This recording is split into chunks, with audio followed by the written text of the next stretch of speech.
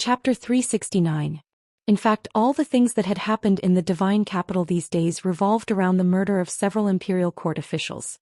The reason why few people mentioned this matter was that most people were attracted by Li Yi's old case. Now that the old case had been clarified, those who should be rehabilitated had been rehabilitated, and those who should be sentenced had been sentenced. The original case had been pushed to the forefront again. The headmaster had notified almost all the subsects to help Li Mu obtain the book of 10,000 people from the various counties. Based on the feedback from Mount Baiyun, the progress of this matter had been pushed forward by more than half. Now was not the time. Li Mu closed the memorial and put it aside. In the Commandery Prince mansion of Nanyang, Commandery Prince Nanyang looked at an official and asked, "Are you sure the memorial has been handed in? It has been 3 days. Why is there no news at all?" The official scratched his head with a puzzled look and said, "It has been handed in. I personally handed it in. Is it still going through the process?" "The Central Secretariat is going through the process. Why would it take so long?" Commandery Prince Nanyang looked at Xiao Ziyu and said, "Ziyu, you are the head of the Central Secretariat. Can't you urge him?" Xiao Ziyu shook his head and said, "Uncle, you don't know. I am in charge of the Ministry of Works. The memorials related to the Ministry of Justice are directly handed to Li Mu. After Li Mu deals with them, they will be handed to the Assistant Minister. If Li Mu doesn't put them in, the memorial can't be handed in at all." "Sure enough," Commandery Prince Nanyang said with a sullen face, "he and Li Yi's daughter are unclear. He will definitely cover for her. The memorial can't be handed to the Central Secretariat. It should be handed directly to His Majesty." The official nodded and said, "I will try." Chengel Palace. Li Mu opened a memorial. It was still asking the imperial court to deal with Li Qing. Whether it was the handwriting or the content, it was exactly the same as what he saw 3 days ago. This official was rather persistent. Li Mu noted down the name of this official from the Ministry of Personnel, Wang Luan, and put the memorial aside.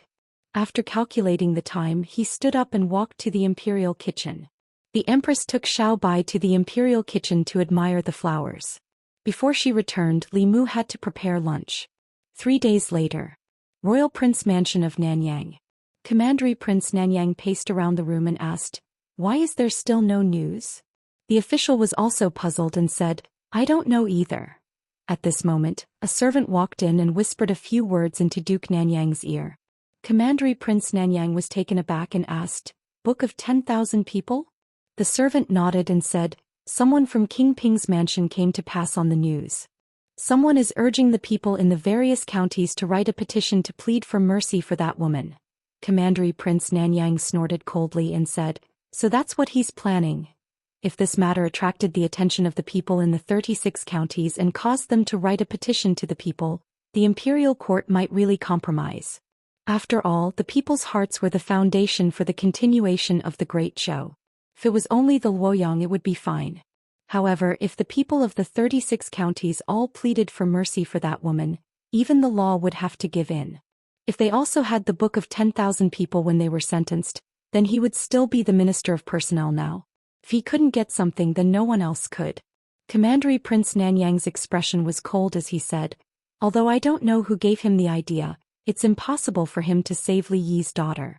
How dare he hold the people's hearts hostage and make the Ministry of Personnel send the consecrated department to destroy all the book of 10,000 people." After all these years of operation, the Ministry of Personnel had been built into an iron bucket by him. The people in the Ministry of Personnel were all officials of the old party. Although he wasn't in the Ministry of Personnel, he still had absolute control over it. When the official named Wang Luan heard this, he bowed and said, "I'll make the arrangements right away." In a certain county, in front of a temporary stage built outside the city, an actor who had just finished his performance took out a roll of silk and said, "The book of 10,000 people is only a few hundred people away. Everyone, please sign your names on this and do your part to protect the bloodline of the loyal officials." After listening to the play, the people were already enraged. They were filled with righteous indignation as they pressed their fingerprints on the silk. The material used to leave their fingerprints was originally made of cinnabar. However, some people directly bit their fingertips in anger and left their fingerprints on the silk. Not long after, the people gradually dispersed. An actor looked at the densely packed fingerprints on the silk and heaved a sigh of relief. He said, It should be enough. Just as they were about to leave, a few powerful auras suddenly approached above their heads. Several figures floated down from the sky and said coldly, "The consecrated department is handling the case. Leave the book of 10,000 people and we can let you go." 15 minutes later.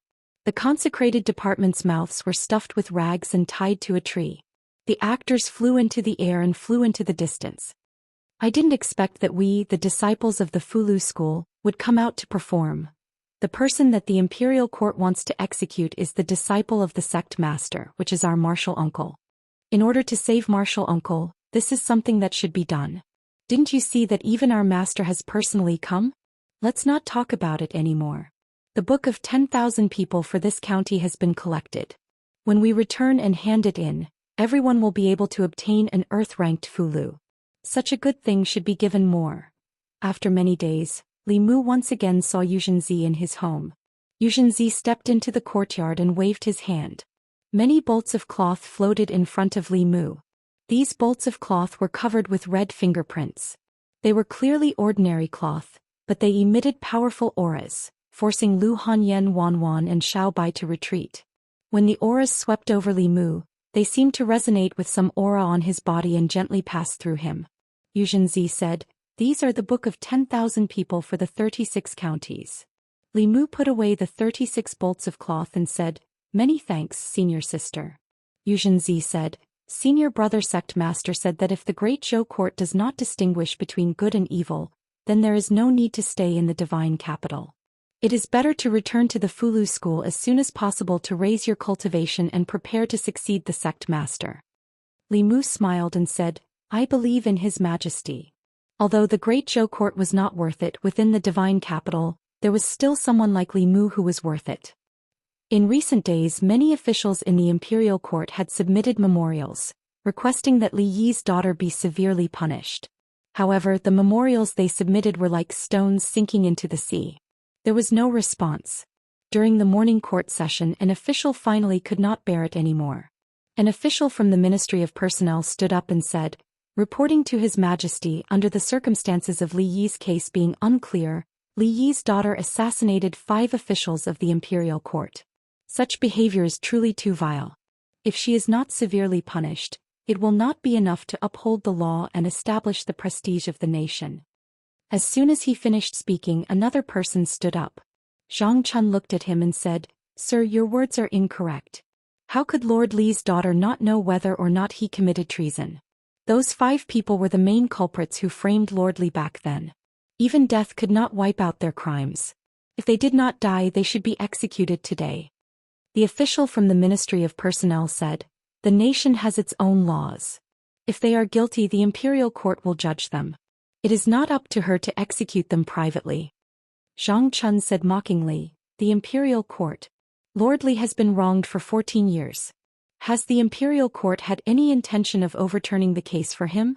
On the other hand, the officials who framed him back then were all in high positions from 4th to 3rd rank officials.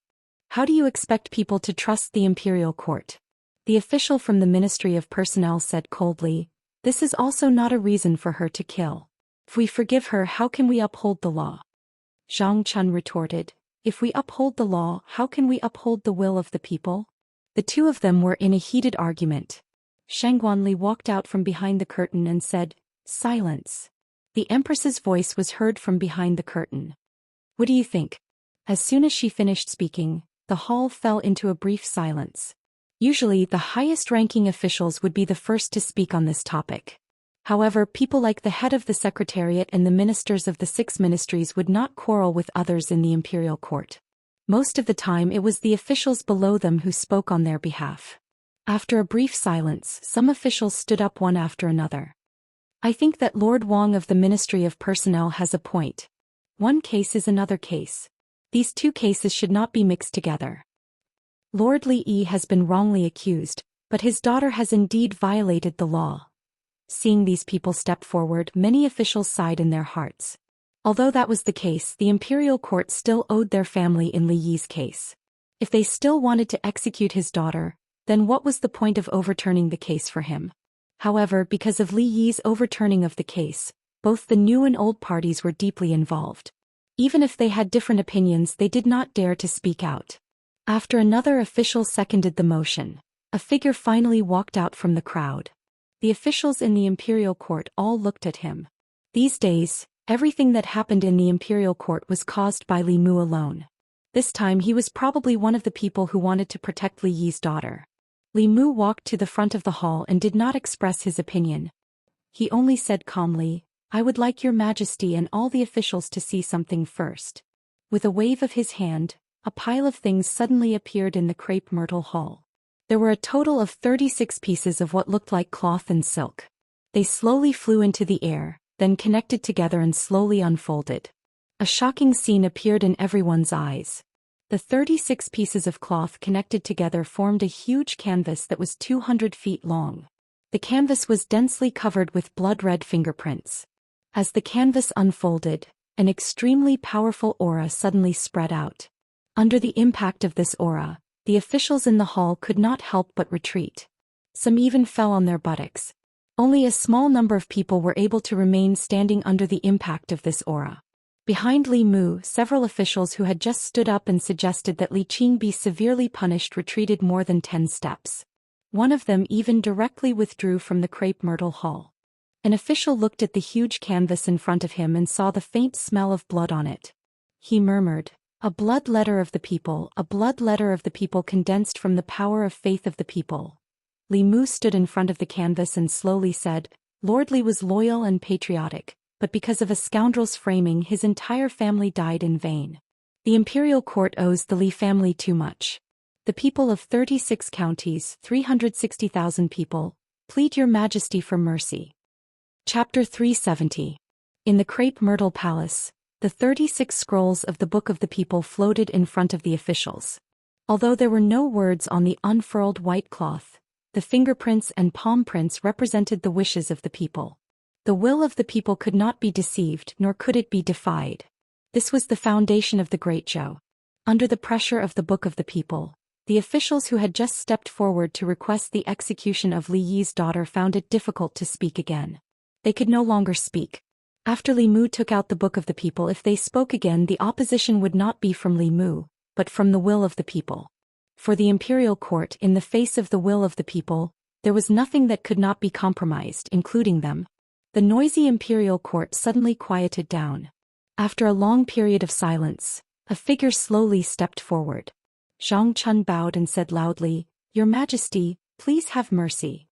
His voice echoed in the crepe myrtle palace. Soon another official took a deep breath and slowly stepped forward. He bowed and said, "Your Majesty, please have mercy. Your Majesty, please have mercy. Your Majesty, please have mercy. Your Majesty, please have mercy." One figure, two figures, three figures. In the hall filled with the will of the people, more and more officials stepped forward. Finally, at the front of the crowd, the head of the secretariat held up his ceremonial tablet and said, "The will of the people cannot be defied." The former assistant minister of the Ministry of Personnel, Li Yi, suffered 14 years of injustice. The people pity him. This is Li Yi's death and also the imperial court's death. I implore your majesty to comply with the will of the people and show mercy. The two attendants also sighed softly and stood out. Although Li Yi's daughter violated the law, but considering that her family was framed by treacherous officials and suffered great injustice, and the people she killed were all guilty officials, I implore your majesty to show mercy. The will of the people cannot be defied. Your majesty, please have mercy. The head of the secretariat and the attendants all pleaded. Finally, even the head of the officials stepped forward and said slowly, "The will of the people is the most important. I implore your majesty to comply with the will of the people and pardon Lord Li's daughter." Behind the curtain, the empress's voice was majestic. "Since this is the will of the people of the 36 counties, and the ministers have pleaded for her, I can't be stubborn. After the court, the secretariat will immediately draft a pardon." Imperial Ancestral Temple. Li Mu walked into the deepest part of the prison and said, "Open the door." The prison guard behind him immediately took out the key he had prepared and opened the cell door. Li Mu walked into the cell, reached out his hand to Li Qing and said, "Let's go home." Outside the imperial city, a large crowd had gathered on the wide street. Countless gazes were focused in the direction of the palace gate. Until two figures walked out of the palace. It's young Lord Li. The woman beside him is Lord Li Yi's daughter. Has the court finally pardoned her? Lord Li Yi has a descendant. Seeing the two of them walk out side by side, the commoners spoke excitedly. Li Mu and Li Qing walked out of the palace and back to the Li residence. The people of Shendu followed them all the way. Standing in front of the Li mansion, Li Qing raised her head and looked at the plaque with the words, Li Mansion written on it. It stood there for a long time. Creak. The door of the Li Mansion slowly opened from the inside. Lu Hanyan walked out and looked at Li Qing. She smiled and said, Welcome home. In the Crepe Myrtle Palace, when Li Mu took out the book of 10,000 people from the 36 counties, some people had already lost. Once the book of 10,000 people, which represented the will of the people, the court officials, whether they were willing or not, only had one choice. In the end, under the lead of a few officials from the 3 provinces, all the court officials pleaded for mercy. In addition to the push of the people's will, the empress could only reluctantly comply with them and pardon Li Qing. In the Li mansion, Li Mu sat cross-legged on the bed. The telekinesis in his body was almost full. When he walked out of the palace with Li Qing, the entire street was covered by telekinesis. He had just taken out the spiritual jade from the flask space. In just a moment, the spiritual energy in the spiritual jade would be completely absorbed. Even the speed at which he took out the spiritual jade could not keep up with the speed of absorption. At this moment, in the North Court with the Li Mansion as the center, a huge spiritual energy whirlpool had formed. The spiritual qi in the air of the entire divine capital was gathering towards the Li residence in the northern garden. In the divine capital, some of the more powerful cultivators had already noticed the abnormality. Especially those who lived in the North Court, they could clearly feel that the spiritual energy in the surroundings was becoming more and more abundant. However, when they tried to absorb it, they realized that they could not absorb any spiritual energy at all. The huge spiritual energy whirlpool in the North Court was violently absorbing all the spiritual energy in the surroundings. Someone is breaking through. What exactly is this person's cultivation? How could he cause such a huge commotion? Countless figures flew up from all directions and looked in the direction where the spiritual energy was gathering. That place is the Li Mansion. This familiar feeling. Could it be that Li Mu is also cultivating telekinesis? It's the same as Li Yi back then. No wonder his cultivation speed is so fast at such a young age. He actually dares to cultivate this path. Such a fast and domineering way of gathering spiritual energy was not something a normal cultivation path could achieve. Even a spirit-gathering array was far from it. Only telekinesis could have such an effect.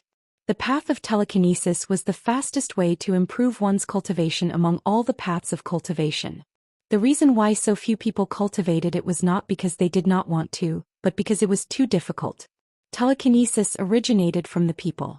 To win the people's trust, one had to stand on the people's side. However, the interests of the people and the interests of the people in power were often contradictory. To stand on the people's side was to stand on the opposite side of the people in power. To walk on this path, one had to dare to do what ordinary people did not dare to do. There had been people who had done this before, but they had all died. After that, very few people walked on this path. If Li Mu did not have the Empress's protection, he would have been like Li Yi back then. His entire family would have been executed countless times. It was also because of the Empress's protection that he could walk to this day and become a righteous person in the hearts of the people in the divine capital. He relied on the people's telekinesis to quickly break through. The spiritual energy vortex above the Li Mansion spun for more than 2 hours. It almost sucked out all the spiritual energy in the divine capital before it slowly dissipated. At the same time, Li Mu, who was sitting cross-legged on the bed, slowly opened his eyes. The divine light in his eyes was restrained. The aura on his body was also extremely obscure. In the past he was a sharp sword. Now he had hidden his edge. Saving Li Qing was something he had to do. It was also in accordance with the people's will. With this, the telekinesis of the people in his body reached its peak. It allowed him to break through to the 5th level in one go. It also allowed him to resolve one of his obsessions. Li Mu walked out of the room. Hyun Jinko stood in the courtyard and smiled. Congratulations, junior brother. Li Mu clasped his hands and bowed to the two of them. Thank you for your help these days, senior brother and senior sister. Xianxia said, there's no need for thanks between fellow disciples. Yuzenzi said calmly, the disciples of the Fulu school are not to be bullied. Xianxia continued, junior brother, you just broke through. Your magic power is not stable yet. First stabilize your cultivation. As for other things, it won't be too late to talk about them later. Li Mu said, I'll stabilize it later. I still have something to do. I have to go out for a while. Outside the palace, Li Mu and Li Qing stood side by side as they watched Zhou Xian walk out of the palace. His hands were shackled by iron chains and his dermic powers were also sealed. This chain would only be removed when he arrived at the place of exile. 2 Fifth Realm worshippers stood behind him. They would escort him all the way to the place of exile. Zhou Xian looked at Li Qing with a gentle gaze. Finally, he looked at Li Mu and said, when you have time, go to the Ministry of Justice and find Wei Peng. He has something that I left for you. Wei Peng is a promising talent. With a little promotion he can take on great responsibilities. Li Mu nodded and said, I understand. Zhou Xian looked at Li Qing again and said, listen to Li Mu in the future. Don't be so rash. He knows how to protect you better than I do. Li Qing lowered her head and said softly, okay. Zhou Xian finally looked at Li Mu and said, take good care of Qing. One of the worshippers said, it's time to go. Zhou Xian's gaze swept across his face and said, let's go. After sending Zhou Xian out of the city with Li Qing and back to her residence, Li Mu went to the Ministry of Justice. Soon the director of the Ministry of Justice walked out of the office and sighed, Lord Li, Lord Zhou, I really didn't expect. Li Mu said, this might be the result that he wanted. Where's Wei Peng? I have something to talk to him about. The director of the Ministry of Justice sighed again and said, I'll go get him. After a while Wei Peng walked out of a guard room. He seemed to know Li Mu's purpose and handed a wooden box to Li Mu. This wooden box was not locked. It seemed to be just a simple buckle. Li Mu tried to open it but found that he could not open it at all. He channeled his magic power and used the art of great strength but still could not open it. Li Mu looked at the wooden box carefully and found that there were complicated runes carved on the box like a seal. From the complexity of these runes, it would be very difficult for him to open it with his current magic power. Therefore he took the wooden box and returned to the Li residence to let Yuxinzi and Xianxia take a look. Xianxia looked carefully and said, this is a seal rune. It can only be opened with brute force. If other methods are used or if the runes are destroyed, I'm afraid the item in the box will also be destroyed. He tried to open the wooden box but still failed. Yuxinzi tried again but it still ended in failure. She looked at the wooden box in her hand and said, this seal is too strong. I'm afraid only those above the 7th realm can open it. If you have time, go back to Mount Bane and ask Senior Brother Sect Master for help. Li Mu waved his hand, no need. After a while, Changle Palace. Li Mu took the wooden box and walked to Zhou Yi saying, Your Majesty, I can't open this. Crack.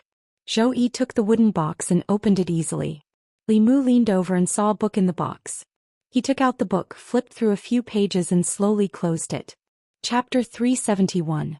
In Changle Palace, Li Mu handed the booklet to Zhou Yi and asked, Your Majesty, how should we deal with these people?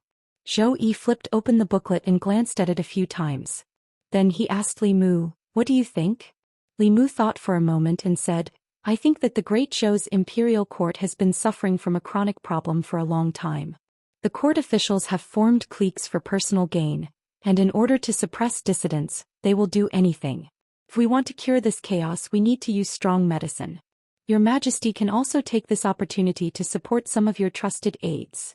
Zhou Xian rubbed the space between his brows and said to Li Mu, I'll leave this matter to you. Li Mu bowed and said, I obey. The booklet Zhou Xian gave him recorded the crimes of many officials of the two parties over the years. Some of them were corrupt, some of them took bribes, some of them bent the law for personal gain, and some of them abused their power. These records filled the entire booklet. A month ago, Li Mu felt that the imperial court should still be stable.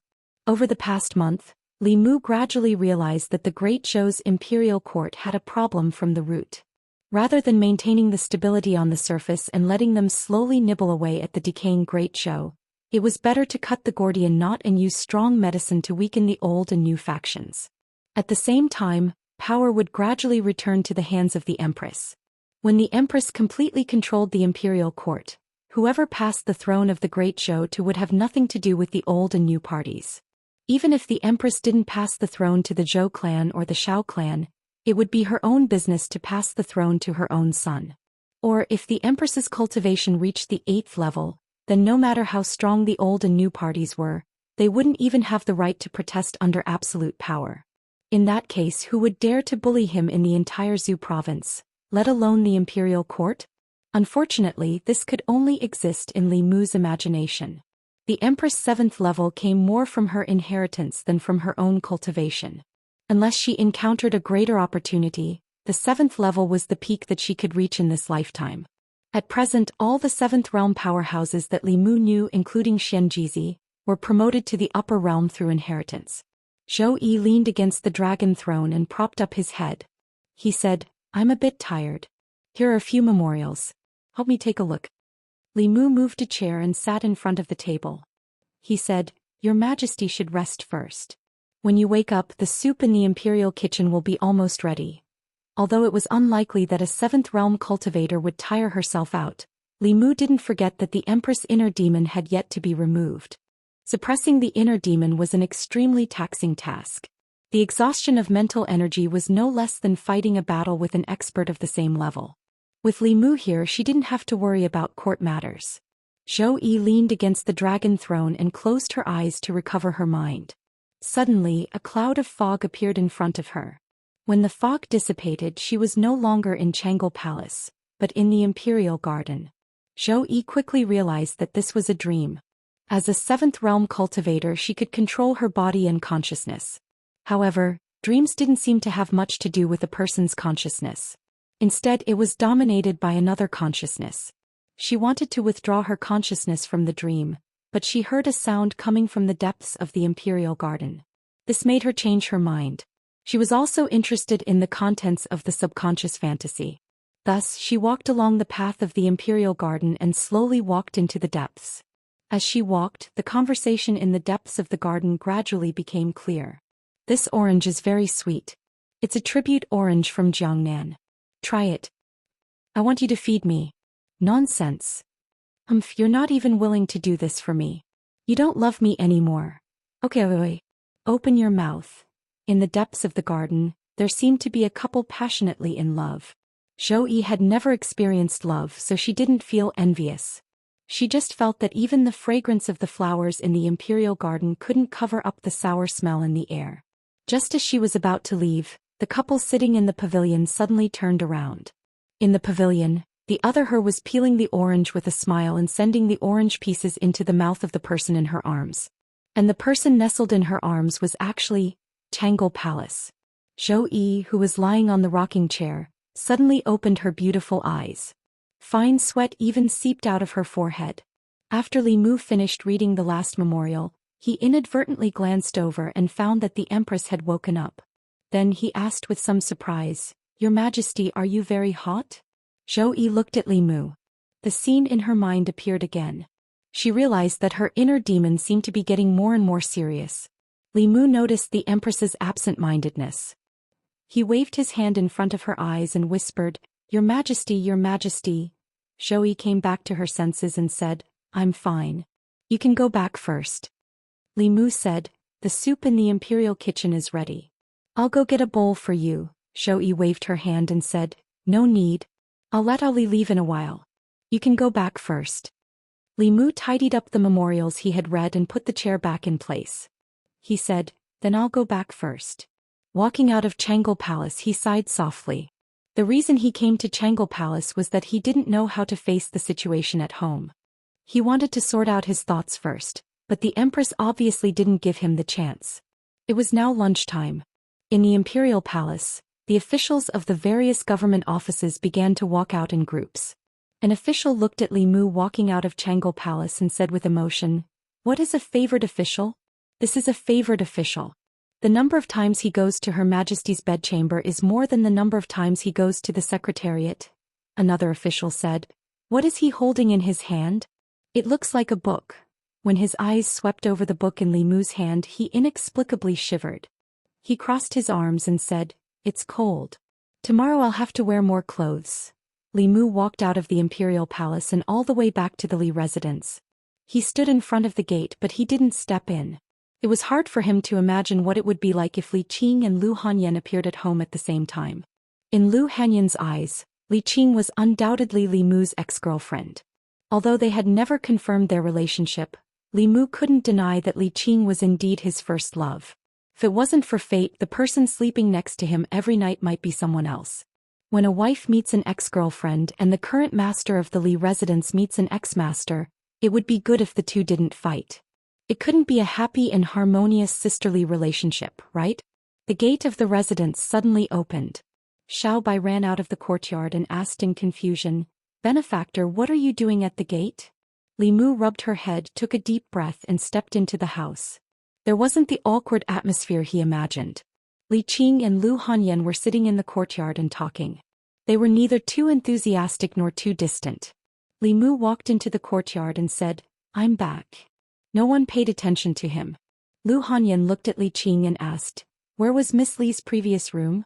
"I'll ask Wanwan to help you tidy it up." Li Qing said, "No need, I'll tidy it up myself." Lu Hanyan shook her head and said, "This used to be your home and it will still be your home in the future. You don't have to be so polite in your own home." What Li Mu was worried about didn't happen. Lu Hanyan, who had always been stingy in relationships, was so magnanimous that he couldn't believe it. At night, when Li Mu was about to go to his room to sleep, the bedroom door slammed shut just as he reached the door. In the room, Lu Hanyan said gently, "From today onwards you'll sleep in the study." Her voice was very gentle, but the words she said were as cold as an iceberg. Late at night on the small bed in the study, Li Mu hugged Xiao Bai and stroked her smooth fur. Only then did he feel some warmth in his heart. She was the only one who would stay by his side all this time, in a certain residence in Nanyuan. In a secret room, a soft conversation could be heard. "Zhou Xian has left Chengdu today and has been sent to the border counties. The 2 consecrators escorting him are our people. This person can't be left alive. He betrayed us and knows too many of our secrets. If he doesn't die, he'll always be a disaster. Don't worry, I've already made arrangements. He won't be able to reach the border counties. In a certain county in Great Zhou. Under the night sky, a stream of light streaked across the sky and landed on a mountain. A consecrator looked at Zhou Xian, who was standing at the bow of the flying boat, and said, "Come down." Zhou Xian looked at the vast wilderness and asked, "My lords, are we going to sleep here tonight?" The consecrator said, "What? You're a criminal official. Do you want to stay in a high-class inn?" He looked at Zhou Xian and couldn't help but ask, "Lord Zhou, you're a smart person. Why did you do such a stupid thing? Why did you give up your position as the assistant minister of the Ministry of Justice? Why did you choose to go to the north to die?" The other consecrator said impatiently, "Why are you talking nonsense with him? Just do it. We'll enjoy ourselves outside for a while before returning to Chengdu." Zhou Xian looked at them and asked, "You want to kill me?" The consecrator said, "Lord Zhou, are you so naive as to think that you won't have to die if His Majesty shows mercy?" Zhou Xian said calmly, "You're deceiving the emperor." The consecrator laughed coldly and said, "If we kill you, we'll burn you to ashes with the true Samadhi fire. Who would know? Anyway, you criminal officials will all die in the hands of ghosts and demons in the end." Zhou Xian asked again, "You really want to kill me?" The consecrator extended his hand. A ball of blazing flame floated in his palm. He walked towards Zhou Xian and said, "In your next life, be a smart person." Zhou Xian looked at him and said softly, "Deceiving the emperor is a crime punishable by death." Poof! The flame in the consecrator's hand suddenly went out. It wasn't that he cancelled his spell. It was that his spell had no more mana to support it. The moment Zhou Xian finished speaking, his head and body suddenly separated. The wound was as smooth as a cut. Blood splattered 3 feet high. With the death of his physical body, his nascent spirit left his body. His expression was full of fear. He subconsciously wanted to escape, but in his confusion and fear he slowly dissipated. In the blink of an eye, a 5th realm cultivator's physical body was destroyed and his soul dispersed. Seeing his comrade die in such a strange way, the other consecrator's face turned pale. He turned around and fled without hesitation. His body streaked across the sky like a stream of light and quickly disappeared into the night sky. On the mountain top, Zhou Xian said, Come back. The consecrator who fled rolled back and appeared at his previous position. Zhou Xian looked at him and asked, "You haven't finished your work. Where are you going?" Chapter 372. Fairies' Capital, Department of Worship. A few worshippers looked at a broken jade tablet on the table with solemn expressions. The life talisman is broken. Is Ma Yi dead? Where is he? Ma Yi and Jing Zong escorted Zhou Xian to the place of exile. Could it be that Zhou Xian broke free from the torture instruments and escaped? Jing Zong's life talisman is still intact. Why didn't he send a message back? Just as he finished speaking, a high official strode in and said, "I've just received a message from High Official Zheng. Ma Yi wanted to kill Zhou Xian while he was escorting him, but he was killed by Zhou Xian." As soon as these words were spoken, it caused an uproar. Why did worshipper Ma want to kill Zhou Xian? Zhou Xian's mana was restricted. How did he kill worshipper Ma? The Department of Worship was controlled by the royal family in the previous dynasty. Even now, the Shao royal family still had absolute control over the Department of Worship. Many worshippers in the Department of Worship were loyal to the old party. They would listen to the old party's orders and kill Zhou Xian to vent their anger in the middle of his exile. This was reasonable. However, Ma Yi wanted to kill Zhou Xian but was killed instead. This was somewhat unbelievable. Zhou Xian's strength was slightly inferior to Ma Yi's. Under the circumstances where his mana was not restricted, he was not Ma Yi's match. With his mana restricted, his strength was less than 10%.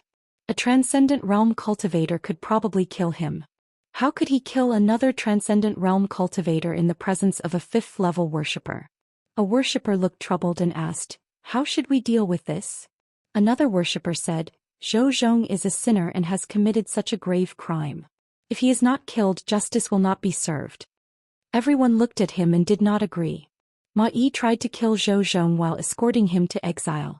To put it simply, this was an abuse of power. To put it bluntly, this was deceiving the emperor. Regardless of the reason, as long as he wanted to kill Zhou Xian and acted, it was reasonable and legal for Zhou Xian to kill him. The old party wanted to get rid of Zhou Xian through the Department of Worship. This was causing trouble for the Department of Worship. The worshipper thought for a while and said, "The Department of Worship does not have the authority to decide on this matter. Let's report it to the imperial court first." Today, when Li Mu was helping the empress deal with the reports, he learned that the worshipper escorting Zhou Xian wanted to kill Zhou Xian during his exile and was killed by Zhou Xian instead. Although he knew that Zhou Xian was stronger than him, he was still able to kill a 5th-level expert with his mana restricted. This was something only a transcendent realm cultivator. However, no matter how powerful Zhou Xian was, he would not be at the 6th realm. Li Mu was certain of this. In Li Mu's mind, Zhou Xian's of cultivation was a mystery. Of Zhou, is also of Lord. If he had not secretly helped Mrs. Chu that time, Li Mu might have thought that he was just an ordinary cultivator in the Fate realm. According to the news sent back by the surviving consecrator, Zhou Xian only said one sentence: "Deceiving the monarch according to the law should be executed." That consecrator Ma's body and head were separated from his body, and then his soul dispersed. This made Li Mu think of an unpopular cultivation school. Before the rise of Buddhism, there were all sorts of cultivation schools. There was the school of medicine, the school of military, the school of music, the school of legalism, and so on. These schools all had their own specialties. Later, when Buddhism prospered and gradually became the mainstream of cultivation, these smaller schools slowly became extinct. Of these schools, Li Mu had the deepest impression of the school of legalism. The cultivators of legalism did not cultivate abilities or Daoist techniques. Once they reached the peak of their cultivation, their words became law. Daoist techniques and abilities were useless before them. Even though this ability was not limitless, it still made Li Mu very envious. However, this was now the world of Buddhism. The cultivation methods of the school of legalism had long been extinct. Occasionally, a successor of the school of legalism would appear, but they were like a flash in the pan, quickly disappearing. From Zhou Xian's actions and his identity, it was extremely likely that he cultivated the school of legalism.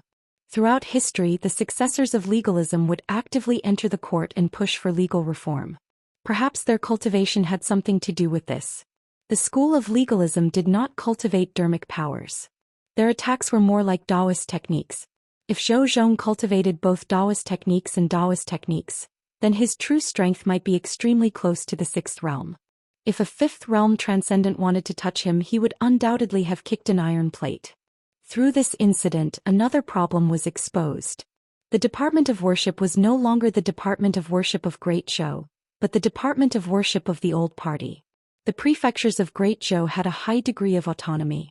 The Department of Worship's function was equivalent to the Great Zhou FBI. It specialized in dealing with matters that could not be dealt with locally.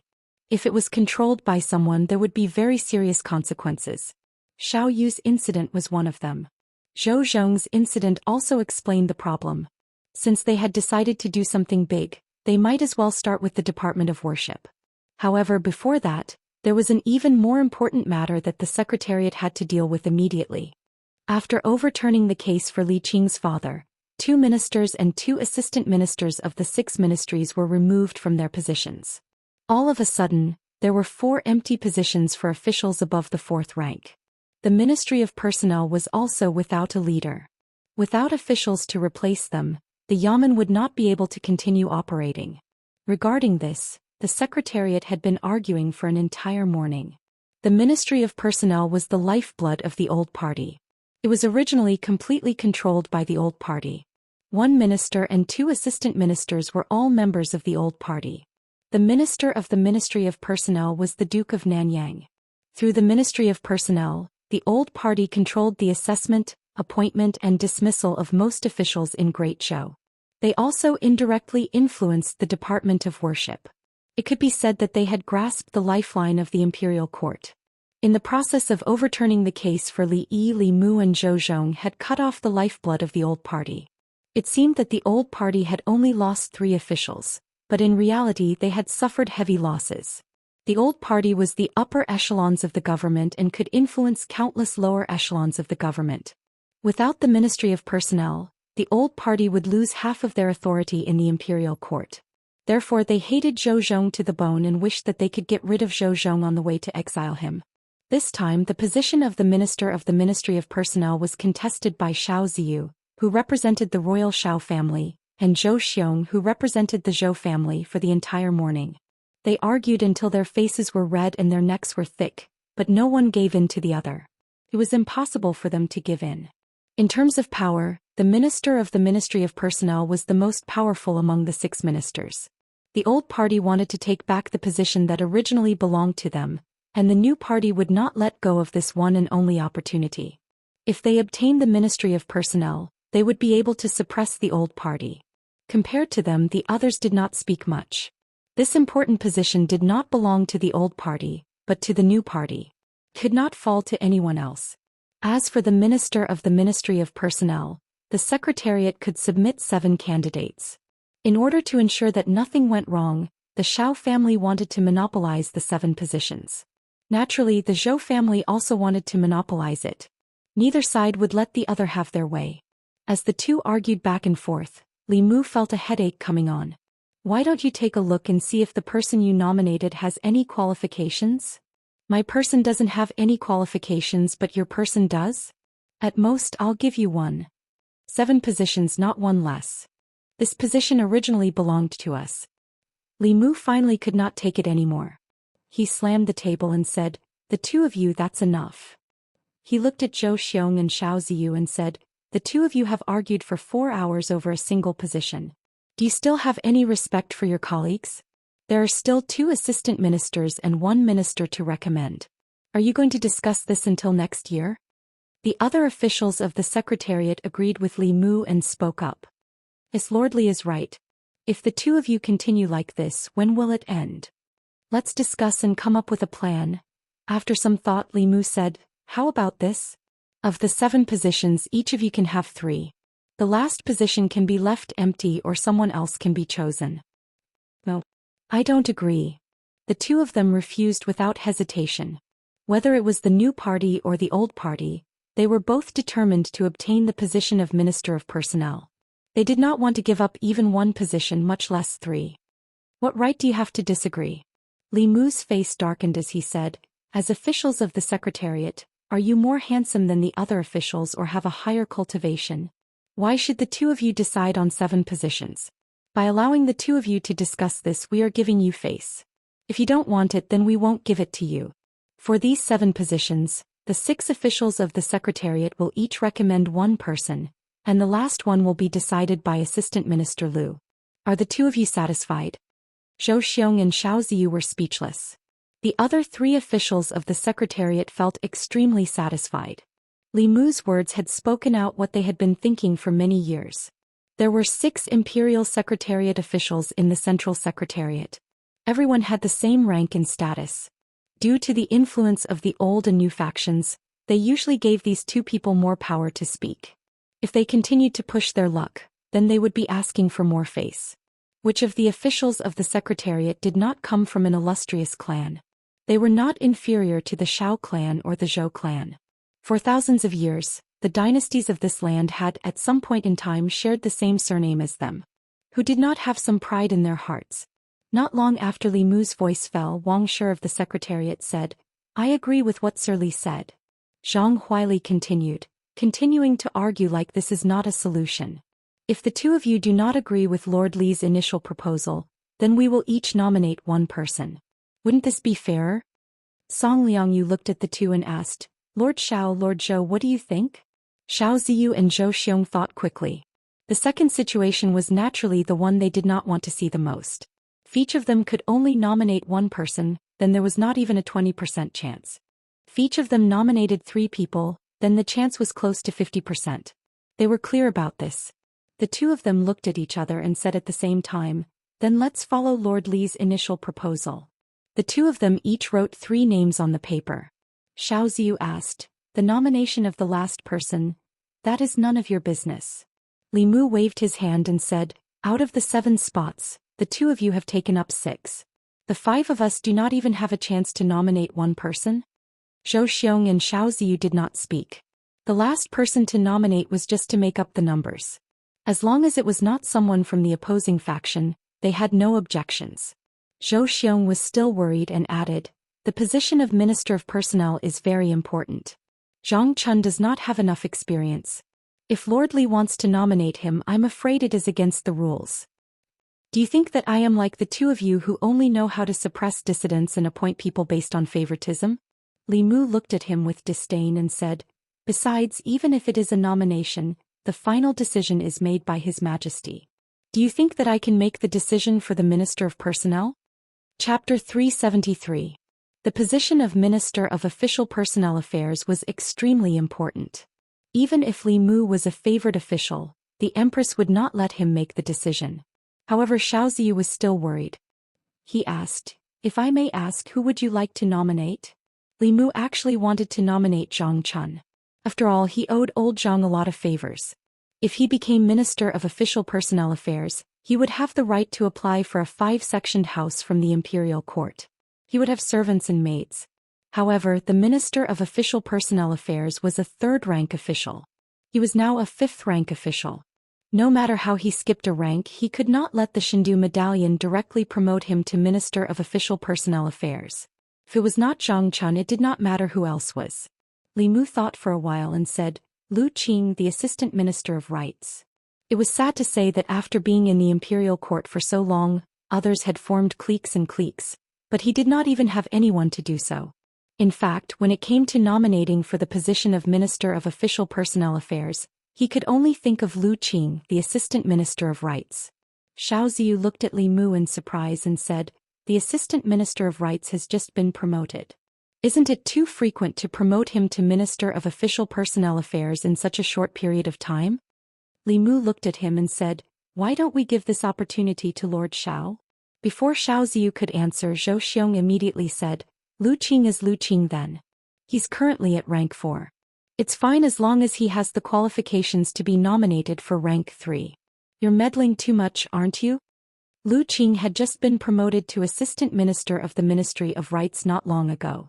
In principle, it was impossible for him to be promoted to Minister of the Ministry of Personnel in the near future. In this way, the uncertainty of the last position could be eliminated. Wasn't nominating Lu Qing much better than Li Muzhen nominating a capable and experienced official? Although Zhou Xiong did not like Li Mu, he would not blindly oppose him at a time like this. Li Mu looked at the other 3 officials of the Secretariat and asked, I am just randomly nominating someone. Do the other three have any thoughts? The other three secretaries shook their heads in unison. Wang Shi said, let's listen to Sir Li. Both the new and old parties were determined to win the position of Minister of Personnel. It was useless for them to nominate him. Li Mu and Lu Qing were neither relatives nor friends. Nominating him was just to make up the numbers. Since it was just to make up the numbers, it didn't matter who made up the numbers.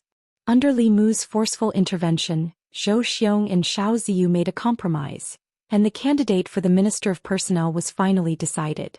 Zhang Huili said, next it's the two assistant ministers' turn. Xiao Ziyu quickly added, it's best if the position of Assistant Minister of the Ministry of Personnel is taken up by an official familiar with the Ministry of Personnel's affairs. It's more than suitable for the position to be replaced by two ministers of the Ministry of Personnel. There's nothing else to discuss. The other three officials from the Secretariat still did not express any opinions. In the past few years, the old party had already built the Ministry of Personnel into an iron bucket that was impenetrable. The two directors of the Ministry of Personnel were also officials from the old party through and through. They would not easily let others interfere. Li Mu looked at Xiao Ziyu and said indifferently, in my opinion, we should ask His Majesty to reduce the number of officials in the Secretariat. Xiao Ziyu did not know why Li Mu suddenly brought up this matter. He asked, why? Li Mu said, because Lord Xiao alone is enough for the Secretariat. You alone can make the decision for the important matters that require 6 Secretariat secretaries to discuss. The few of us are paid by the Imperial Court, but we don't do anything for the court. We really feel guilty. Xiao Ziyu's face turned red. Li Mu was blatantly saying that he acted arbitrarily. Zhou Xian was somewhat gloating. He said, Lord Xiao is too domineering. Why don't you just decide on His Majesty's behalf who will take these 2 positions? Xiao Ziyu's face darkened. Then what do you think we should do? Zhou Xian said, it's very simple. The 6 of us will each nominate one person. The last person will be decided by Assistant Minister Lu or Lord Head of the Secretariat. In any case, the new party would not be able to get either of the 2 assistant minister positions in the Ministry of Personnel. He did not mind muddying the waters so that the old party would not be able to get them either. Zhou Xian's words pushed him to the opposite side of everyone. Xiao Ziyu was silent for a moment. He could only say, that's fair. Let's do it this way. It was rare that the 2 assistant minister positions in the Ministry of Personnel were decided by the 7 of them. The positions of Assistant Minister of the Ministry of Justice and Minister of Works were also contested by 2 people who represented the interests of the old and new parties. Under Li Mu's efforts, a few other people also received a few nominations. The other 3 officials of the Secretariat finally felt a sense of participation. This was actually the norm in the Secretariat. The reason there were 6 officials of the Secretariat was not only because they corresponded to the 6 ministries, but also because these 6 people belonged to different factions. This was to prevent one party or one faction from having too much say in important matters of the court. In the past few years, the court officials had taken sides, forming the old and new parties. They each occupied the court, and the structure of the Secretariat was also affected. It was practically Zhou Xian and Xiao Ziyu's opinions. This situation finally changed after Li Mu came to the Secretariat. Under the protection of Her Majesty, the old and new parties could not do anything to him. After the 6 officials of the Secretariat decided on the candidates for the positions, they handed them over to the Assistant Minister of the Secretariat and the head of the Secretariat. If the officials of the Secretariat had no objections, they would send them to the Ministry of Martial Arts. After the Ministry of Martial Arts verified the candidates, they would hand them over to the Empress to decide on the final candidates.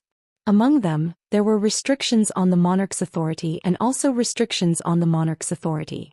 For officials of this level, even the Empress could only choose from the people appointed by the Secretariat. The Secretariat only had the right to recommend but not the right to decide. Of course, the past emperors all had their own trusted aides in the Secretariat. This way many things were still decided by the monarch. Li Mu tidied up the memorials and sent them to Chang'an Palace. He placed them on the table in front of Zhou Yi and said, Your Majesty, these are the candidates for the Minister of Personnel, the Assistant Minister of the Ministry of Justice and the Minister of Works. The Secretariat has already chosen them. Please take a look. Zhou Yi flipped through the memorials on the top, picked up the red brush and asked, "Who do you think is qualified for the position of Minister of Personnel?" Li Mu said, "This is a matter of great importance. Your subject does not dare to speak carelessly." Zhou Yi thought for a moment and was about to circle a name when Li Mu coughed softly. Zhou Yi paused. The tip of the brush brushed past that name and stopped above another name. Li Mu coughed again. The tip of the brush continued to slide down. Cough. Cough. Cough. After several coughs, when the tip of Zhou Yi's brush stopped at the last name, Li Mu finally stopped coughing. Zhou Yi circled the two words Lu Qing. Li Mu smiled and said, "Your Majesty is wise." Although Lu Qing's qualifications are somewhat lacking, he does not form cliques and does not pursue personal interests. This can prevent one clique from controlling the court through the Ministry of Personnel and causing chaos in the court. After Zhou Yi circled Lu Qing's name, he handed the brush to Li Mu and said, "You can choose the rest." Li Mu took a step back and said, "Your Majesty, you cannot do this. If others know, they will think that your subject is taking advantage of your favor and interfering in the government. Your Majesty should choose." Zhou Yi glanced at him and said, "You are one of my people. Your thoughts are my thoughts. Tell me what you think." Li Mu no longer hid anything. He walked to her side and said, "Your subject knows that your Majesty does not want to be emperor and does not want to be trapped in the imperial palace. However, your subject believes that if your Majesty wants to leave the court, the first thing your Majesty should do is take control of the court. For these important positions, your Majesty should consider placing officials loyal to your Majesty and not officials from the old or new cliques." Zhou Yi said lightly, "Right now I feel that there is nothing bad about being emperor." Li Mu lowered his head and glanced at her. Right now she felt that being emperor was not bad because he had helped her do the things that an emperor should do. He had also helped her worry about the things that an emperor should worry about. Apart from showing her face at the morning court every 3 days, had she ever fulfilled any of the duties an emperor should have? Li Mu dared to complain about this in his heart. If he said it out loud, the empress might come to find him in his dreams tonight. Li Mu cleared his throat and said, "As for these candidates, I can give your Majesty some suggestions. The Minister of Personnel is Lu Qing. As for the 2 assistant ministers, one can be given to the Wang family. As for the other, I recommend Zhang Chun. Sir Zhang has always kept himself clean and has never been associated with the old or new cliques. As long as your Majesty gives him a house with 5 courtyards and a few maids, he will work for your Majesty. As for the Assistant Minister of Justice, I recommend the former Minister of Justice Yang Lin. Although he seems to be from the old clique, there is still room to rope him in. Letting him be the Assistant Minister of Justice can also appease the old clique and lessen their unbalanced mentality of losing the Ministry of Personnel. Finally, the Minister of Works. Although this position is not as important as the Minister of Personnel, it is best to have it in the hands of one of our own. For this position, I recommend the North County Governor Qin Jingyuan." After Zhou Zhong's matter, the 6 important positions were empty. This affected the hearts of countless people in the imperial court. To quickly calm the hearts of the people, the Secretariat immediately recommended a batch of officials to become the candidates for those important positions. Amongst them, who the 3 officials of the Ministry of Personnel would end up in was something that both the old and new cliques cared about. The final result would affect which party would control the Ministry of Personnel in the future and influence the imperial court to the greatest extent. The Secretariat did not have to wait for long before the Changle Palace had a result. The current Assistant Minister of Rights, Lu Qing, was moved to the Minister of Personnel. Zhang Chun, Imperial Clan Temple Governor, was moved to the left Assistant Minister of Personnel. At the same time, he held the positions of Imperial Clan Temple Governor and Imperial Clan Temple Governor. Wang Xing was moved to the Ministry of Personnel as the right Assistant Minister. The Minister of Justice, Yang Lin, was promoted to Assistant Minister of Justice. The person who was chosen to be the Minister of Works was even more surprising. It was the North County Governor Qin Jingyuan. Very few people in the imperial court knew this name. Apart from the selection of the Assistant Minister of the Ministry of Justice as expected, the final selection of the other important ministers were all shocking. The Secretariat. Looking at the name list that returned from Changle Palace, the names behind the few important positions were actually the officials that Li Mu used to make up the numbers. Xiao Ziyu and Zhou Xian reacted at the same time. "Not good. We fell into a trap again," Chapter 374. Xiao Ziyu and Zhou Xian looked at each other. Only when they saw the name list did they realize that Li Mu had set a trap for them from the very beginning. He was best at hiding his true intentions. On the surface he seemed to be doing it for the good of everyone, but behind his back he had a secret that no one knew. When everyone was discussing the imperial examination system, Li Mu had made a huge contribution. Everyone thought that he was working for the Empress. No one expected that his series of actions, which seemed to be preparing for the imperial examination, was actually to trick the assistant minister of the Secretariat, Cui Ming. Judging from the result, Li Mu was not trying to mediate between the two at all. His true motive was to promote his people to high positions and weaken the power of the two parties at the same time. I was careless. I forgot. This little fox is cunning. How could he do such a thing without a motive? At this moment the two of them, who belonged to different camps, felt a sense of sympathy for each other and shared a common hatred for the enemy. However, in the next moment, the two of them snorted coldly at the same time and walked out of the Secretariat. Not long after, in the southern park Duke Manor of Nanyang. The veins on Duke Nanyang's forehead throbbed. He gritted his teeth and said, "That damned Li Mu. He won't let us have what he can't have." Xiao Ziyu thought for a while and said, "The most important thing is that the position of Minister of Personnel was not taken advantage of by the Zhou clan. Perhaps we can try to rope in Lu Qing. As far as I know, he hasn't been roped in by the Zhou clan." "That's because the Zhou clan can't rope him in," Duke Nanyang said in a deep voice. "Do you think we haven't tried to rope in Lu Qing? When he was promoted to Assistant Minister of Rights, we tried to rope him in, but he ignored us. In the past 9 years in the imperial court, he has always been a loner and doesn't get close to anyone. He goes straight home after leaving the court. I invited him to banquet several times, but he rejected me." Xiao Ziyu shook his head and said, "Such a person can actually become the Minister of Personnel." An important position like the Minister of Personnel had always been fought for by different factions. For an official who had no faction and no backing, it was already a stroke of luck for him to become an assistant minister. It was almost impossible to be promoted to a minister based on luck alone.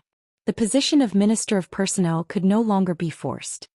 He could only helplessly say, "Fortunately, nothing has happened to the Ministry of Justice. The Department of Worship is also under our control."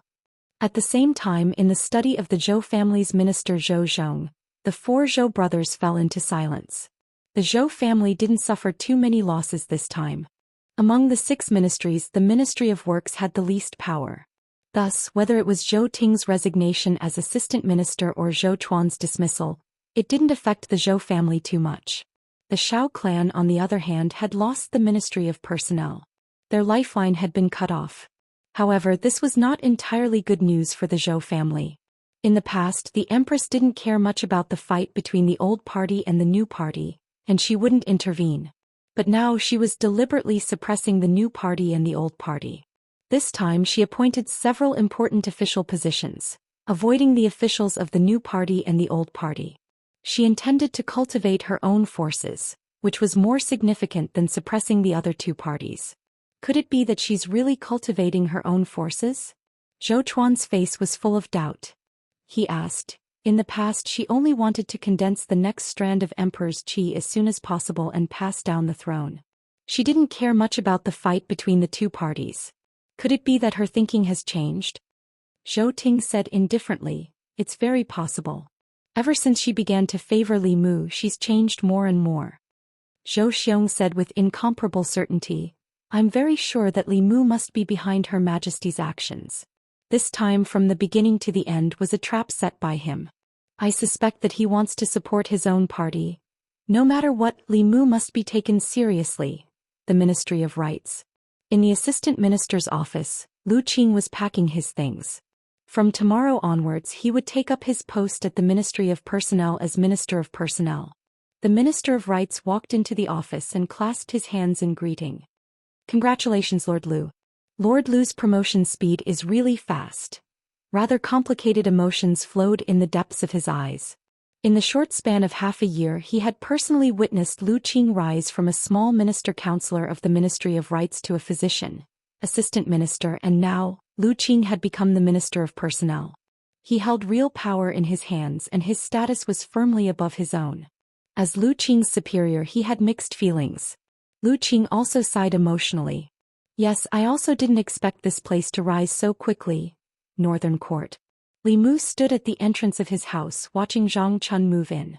This time not only had old Zhang been promoted, his residence had also been changed from 3 entrances to 4 entrances. In addition, the Empress had also rewarded his family with 2 servant girls and 2 servants. The distance between the Zhang residence and the Li residence had also become closer. At the housewarming banquet, he patted Li Mu on the shoulder and said, "Between us, there's no need to say anything unnecessary. Come, let's drink this cup." There weren't many people at the banquet. Other than Zhang Chun's family, there were also Zhang Shan, Li Si, Li Mu and Li Qing.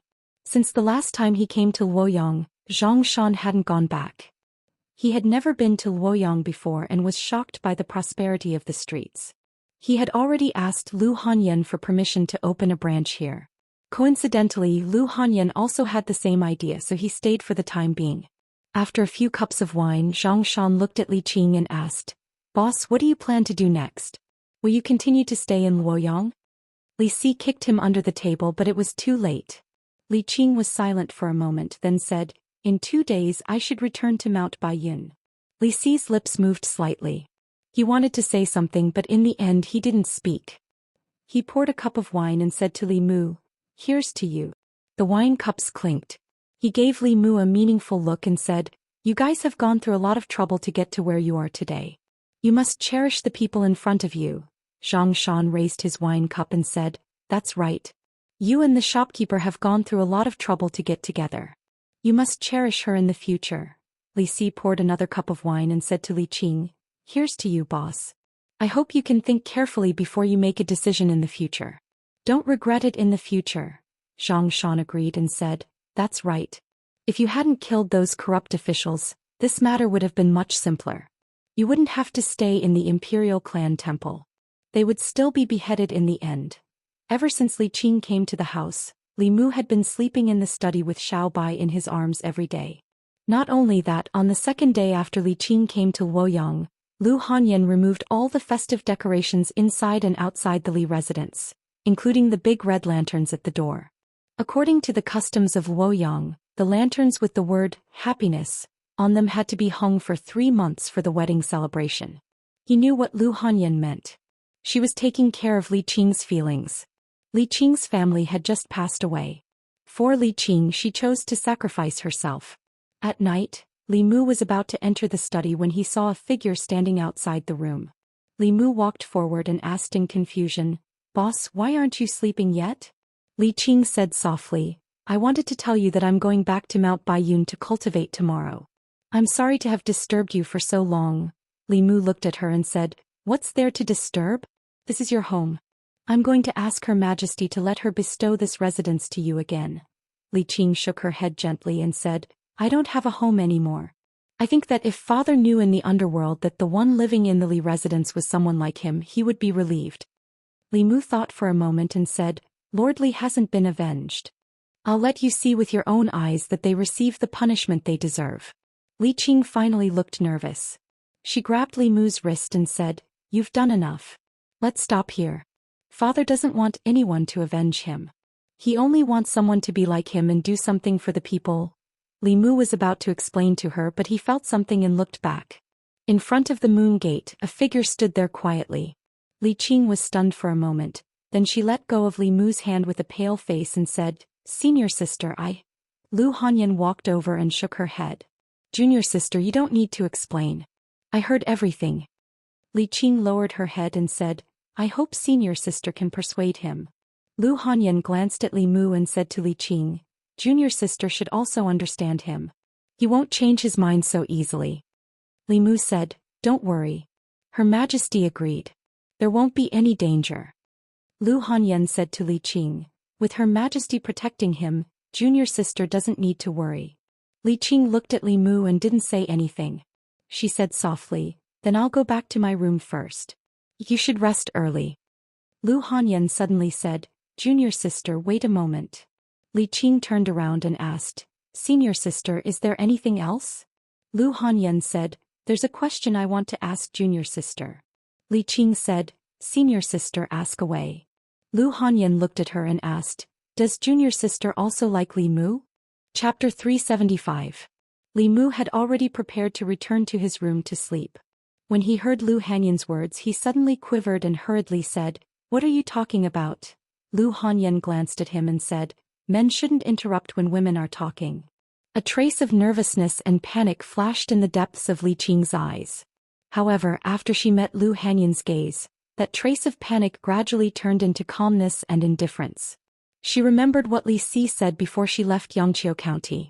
Li Si said that in terms of relationships, it was always easier to take a step back than to take a step forward. If she took a step back now and regretted it in the future, she would have to take more than one step forward. By the time she regretted it, someone would have already walked in front of her. In fact, she regretted it, but it was already too late because someone had already walked in front of her. Li Qing looked at Lu Hanyan and said calmly, yes, I have liked him since a long time ago. However, senior sister, don't worry. I won't fight with you for anything. I will leave tomorrow morning. She wanted to deny it against her will, but if she denied it this time, she would never have the chance to say it again. Li Mu looked at Li Qing with an indescribable feeling in his heart. Lu Hanyan sighed softly and said, actually, the one who should leave is me. This is your home. The person he liked in the beginning was also you. I just took advantage of the situation. Li Qing shook her head and said, this is my own choice. I should also bear the consequences. The person who has always been by his side is you. This is no longer my home. The owner is you. I hope that the two of you can be united and grow old together. Lu Hanyan asked, what about you? Li Qing thought for a moment and said, I will stay in Baiyun Mountain and repay the sect's kindness. Lu Hanyan was silent for a moment and said, the one you should repay the most is not the sect but a certain someone. Li Mu looked at Lu Hanyan. For a moment he couldn't figure out her routine. Li Qing nodded and said, if you need me to do anything, I won't refuse. Lu Hanyan looked at her and said, then give yourself to me. Li Qing looked at her with a stunned expression. Li Mu looked at her dumbfounded. Li Qing came back to her senses and said in disbelief, what are you talking about? Lu Hanyan's expression was melancholy and her tone was somewhat helpless.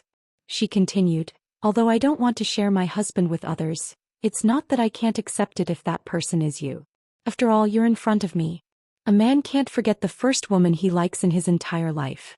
While he's with other women, he still has to think about an outsider. Why not let him think about his own sisters? You're not the first and you're not the only one. Li Qing's lips moved. Her thoughts were in a mess. Lu Hanyan looked at Li Qing and said, of course you can also refuse. That way I won't feel guilty towards you at all. It's not that I stole your husband. It's you who didn't want him and you didn't want him twice. In the future, don't go around telling people that I, Lu Hanyan, am not moral. After Li Qing came back to her senses, her pale face had turned red. She whispered, give me some time. After saying that, she quickly turned around and hurried into her room. Li Mu looked at Lu Hanyan in front of him and opened his mouth. Lu Hanyan glanced at him and said, I'll give you an hour at most. Then come to my room. Seeing her turn around and leave, Li Mu was stunned for a long time. In the end, he pinched his thigh to make sure that what had just happened was not a dream. If this was not a dream, then happiness came too suddenly. After coming back to his senses, he slowly walked to the door of Li Qing's room.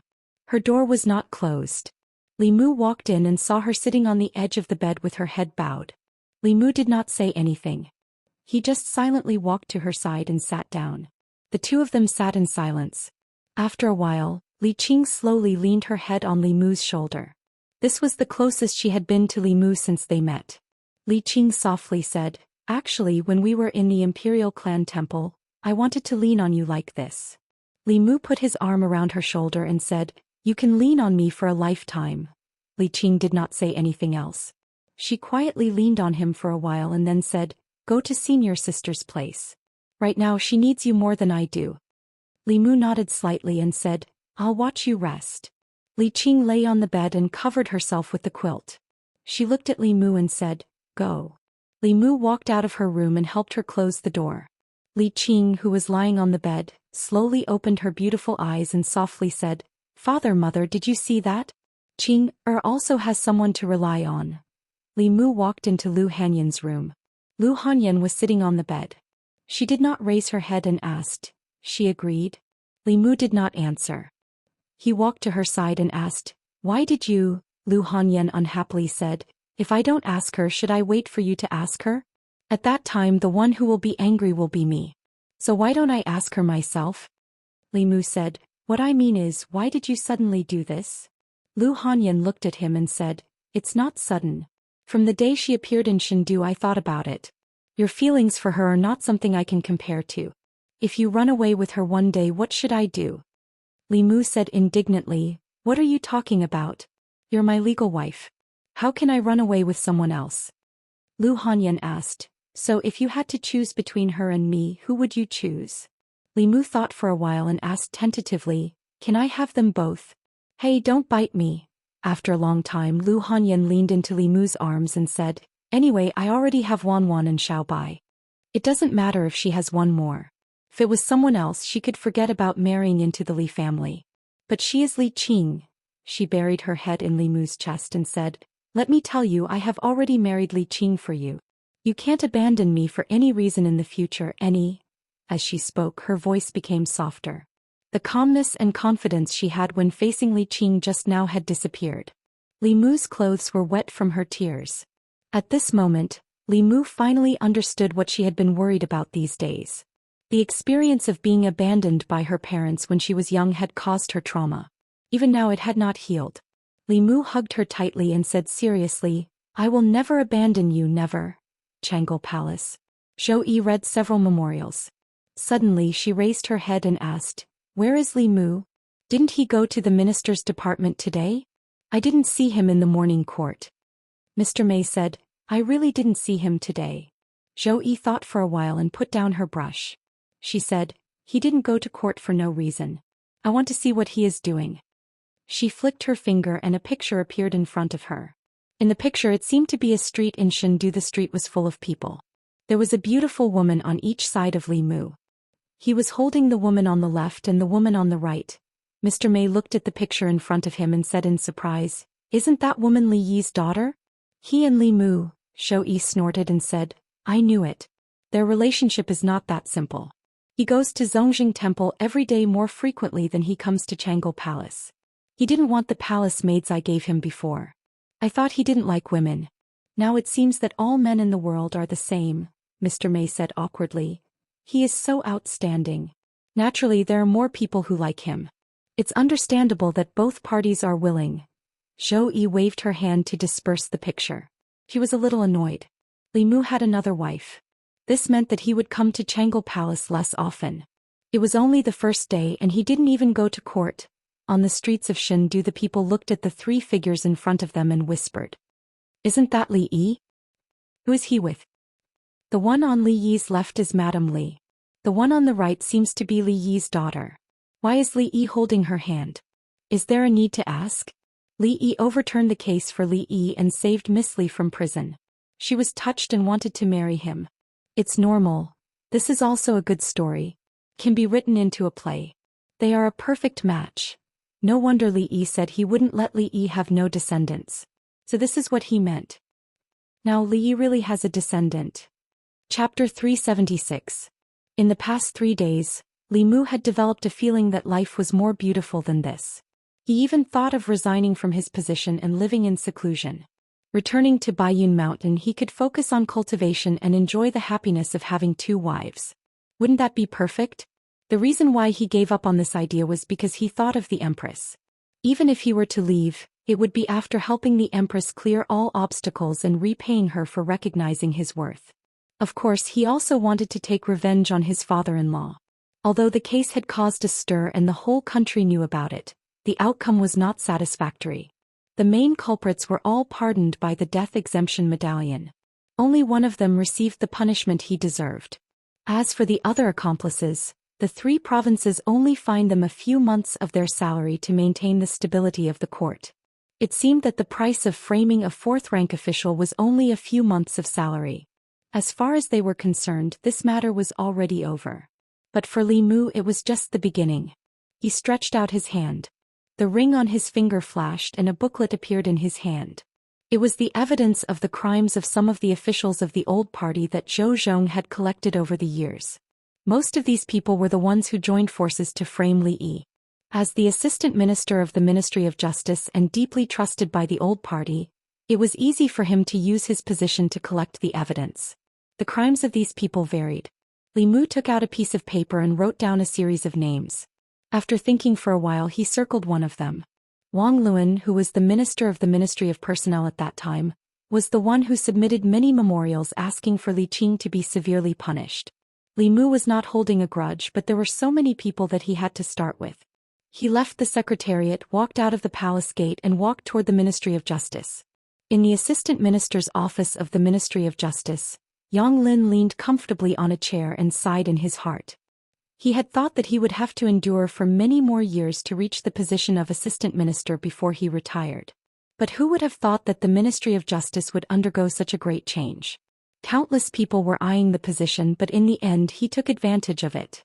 Yang Lin's gaze inadvertently looked out of the window. A figure flashed by outside the window. Yang Lin immediately stood up from his chair and walked to the door. "Lord Li, do you have any instructions for the Ministry of Justice?"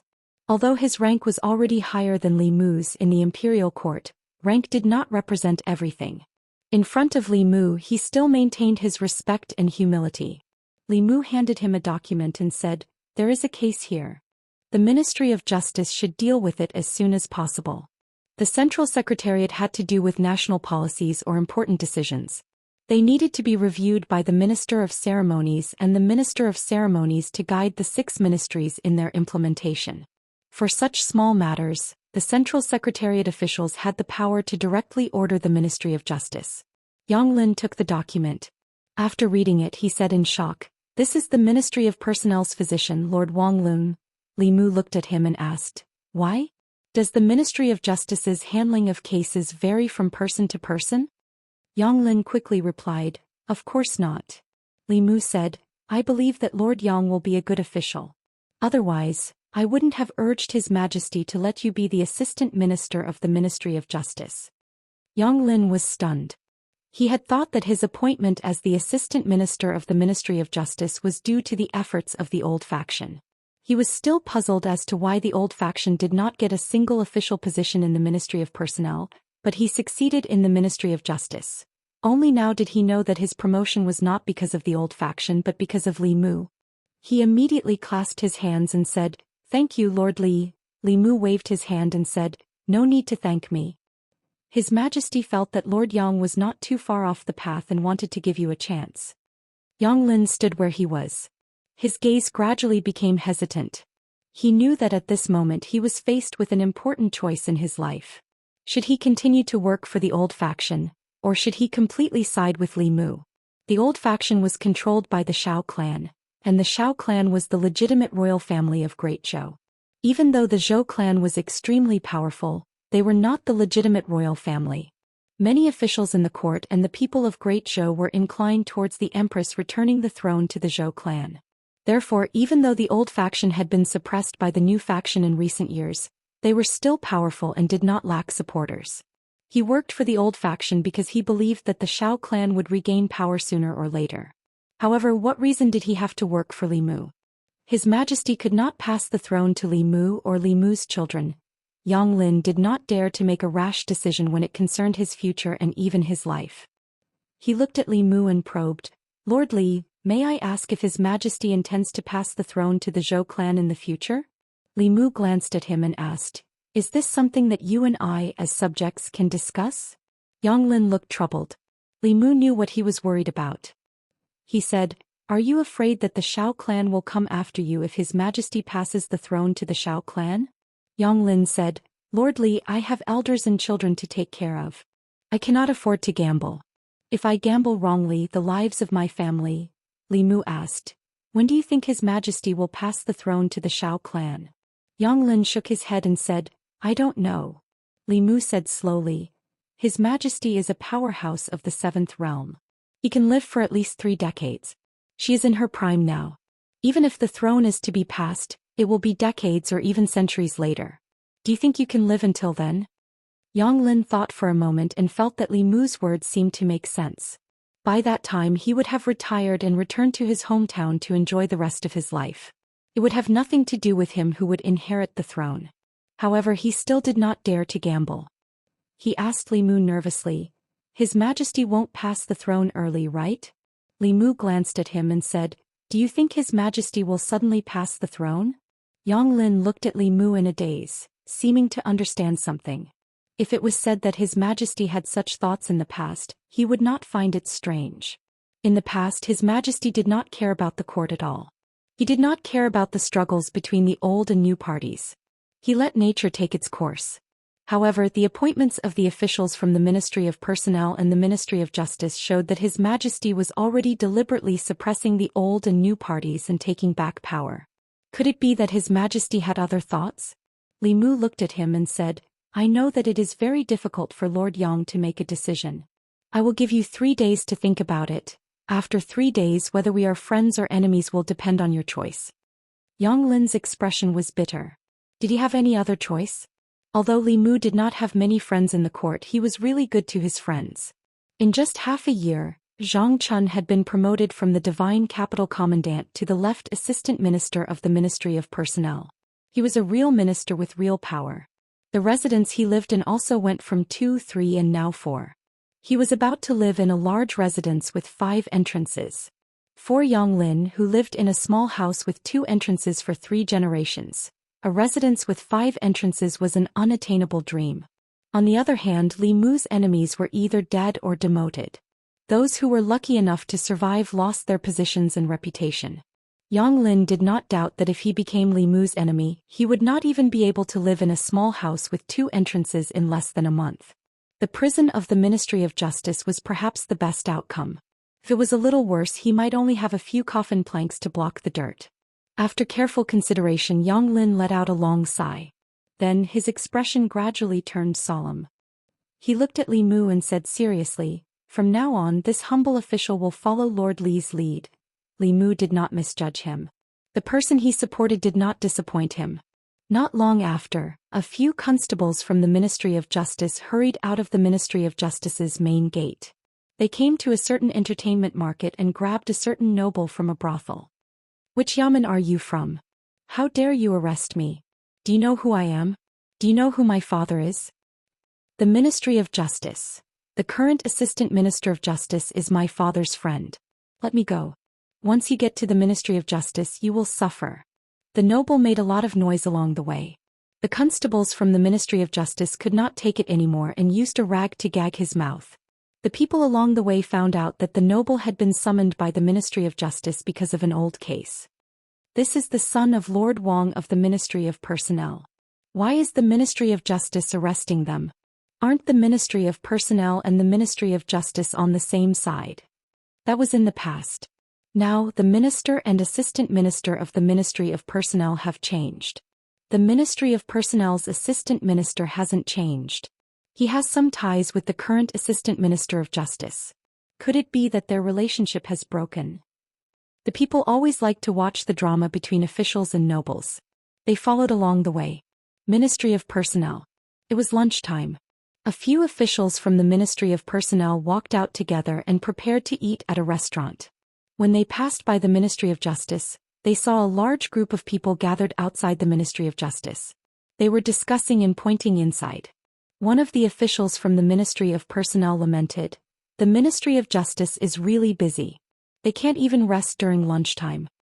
Another official from the Ministry of Personnel said, "When we were on our way here, we heard from the people that some official's son was arrested. The Ministry of Justice took him out of the brothel directly. It seems like the crime is not small." When they heard that some official's son had committed a crime, the officials from the Ministry of Personnel were instantly interested in watching the drama. The Ministry of Personnel's physician Wang Lun chuckled and said, "I wonder which family's son is from. He keeps causing trouble for his elders. It's time to teach him a lesson." He looked into the Ministry of Justice's main hall and saw a figure kneeling in the hall. The figure looked so familiar. One of the officials said in surprise, "Lord Wang, isn't this your—" Wang Lun was stunned for a moment. Then his face gradually darkened. He did not expect that he would be involved in the drama. Chapter 377. Under the curious gazes of several officials from the Ministry of Personnel, Wang Luan strode into the Ministry of Justice. He met Yang Lin at the Assistant Minister's office. Wang Luan looked at Yang Lin and frowned. "Lord Yang, what's going on?" Yang Lin said helplessly, "You'll have to ask young Master Wang. 3 years ago he pursued a married woman. In order to force the woman to submit, he beat her husband until he was severely injured. In the end he even used his power to fabricate a crime and sent her husband to prison. Today the Ministry of Justice has ordered the Ministry of Justice to reopen the case. After the Ministry of Justice investigated, they found that it was true." Wang Luan gritted his teeth. "Wasn't the case from 3 years ago already closed?" Yang Lin said. Although the case from 3 years ago was closed, the Ministry of Justice felt that the Ministry of Justice had handled the case unfairly and requested a retrial. "I couldn't do anything about it." Wang Luan asked, "Can't the original verdict be upheld?" Yang Lin shook his head. "No." The Ministry of Justice was dissatisfied with the original verdict, so they decided to reopen the case. "If the Ministry of Justice still doesn't change it, then I'll be the unlucky one," Wang Luan said angrily. "Why do you have to reopen the case from 3 years ago?" Yang Lin looked at him. "You'll have to ask Lord Wang about this?" Wang Luan was stunned. "Ask me? What's wrong with me?" Yang Lin sighed and said, "That day I told you not to meddle in that matter, but you sent several memorials in a row, insisting that Li Yi's daughter be killed. Now that woman has become one of Li Mu's lovers. If he doesn't take revenge on you, who else can he take revenge on?" Wang Luan said, "I didn't follow the royal prince's orders." Yang Lin said, "That's why your son is here today." Wang Luan took a deep breath and asked, "Then what will happen to my son?" Yang Lin shook his head. "It's hard to say. He caused serious injuries, slandered and framed innocent people and sent them to prison. He'll be punished for several crimes. Your Wang family might have to pay a lot of money. You won't be able to avoid prison," Wang Luan said. "I know that the law can be bent. Lord Yang, with our relationship you have to help me." Yang Lin thought for a moment and said, "You can ask Manager Wei to defend your son. He is the most familiar with the law in the Ministry of Justice. Perhaps he can help your son fight for a reduced sentence." A moment later, in a certain office of the Ministry of Justice, Wang Luan held Wei Peng's hand and said, "Manager Wei, I'll leave my son to you. After the matter is completed, I will definitely reward you handsomely." Wei Peng nodded and said, "I'll try my best." With that he slowly walked into the courtroom. Wang Luan asked Yang Lin, "How will the Ministry of Justice judge him this time?"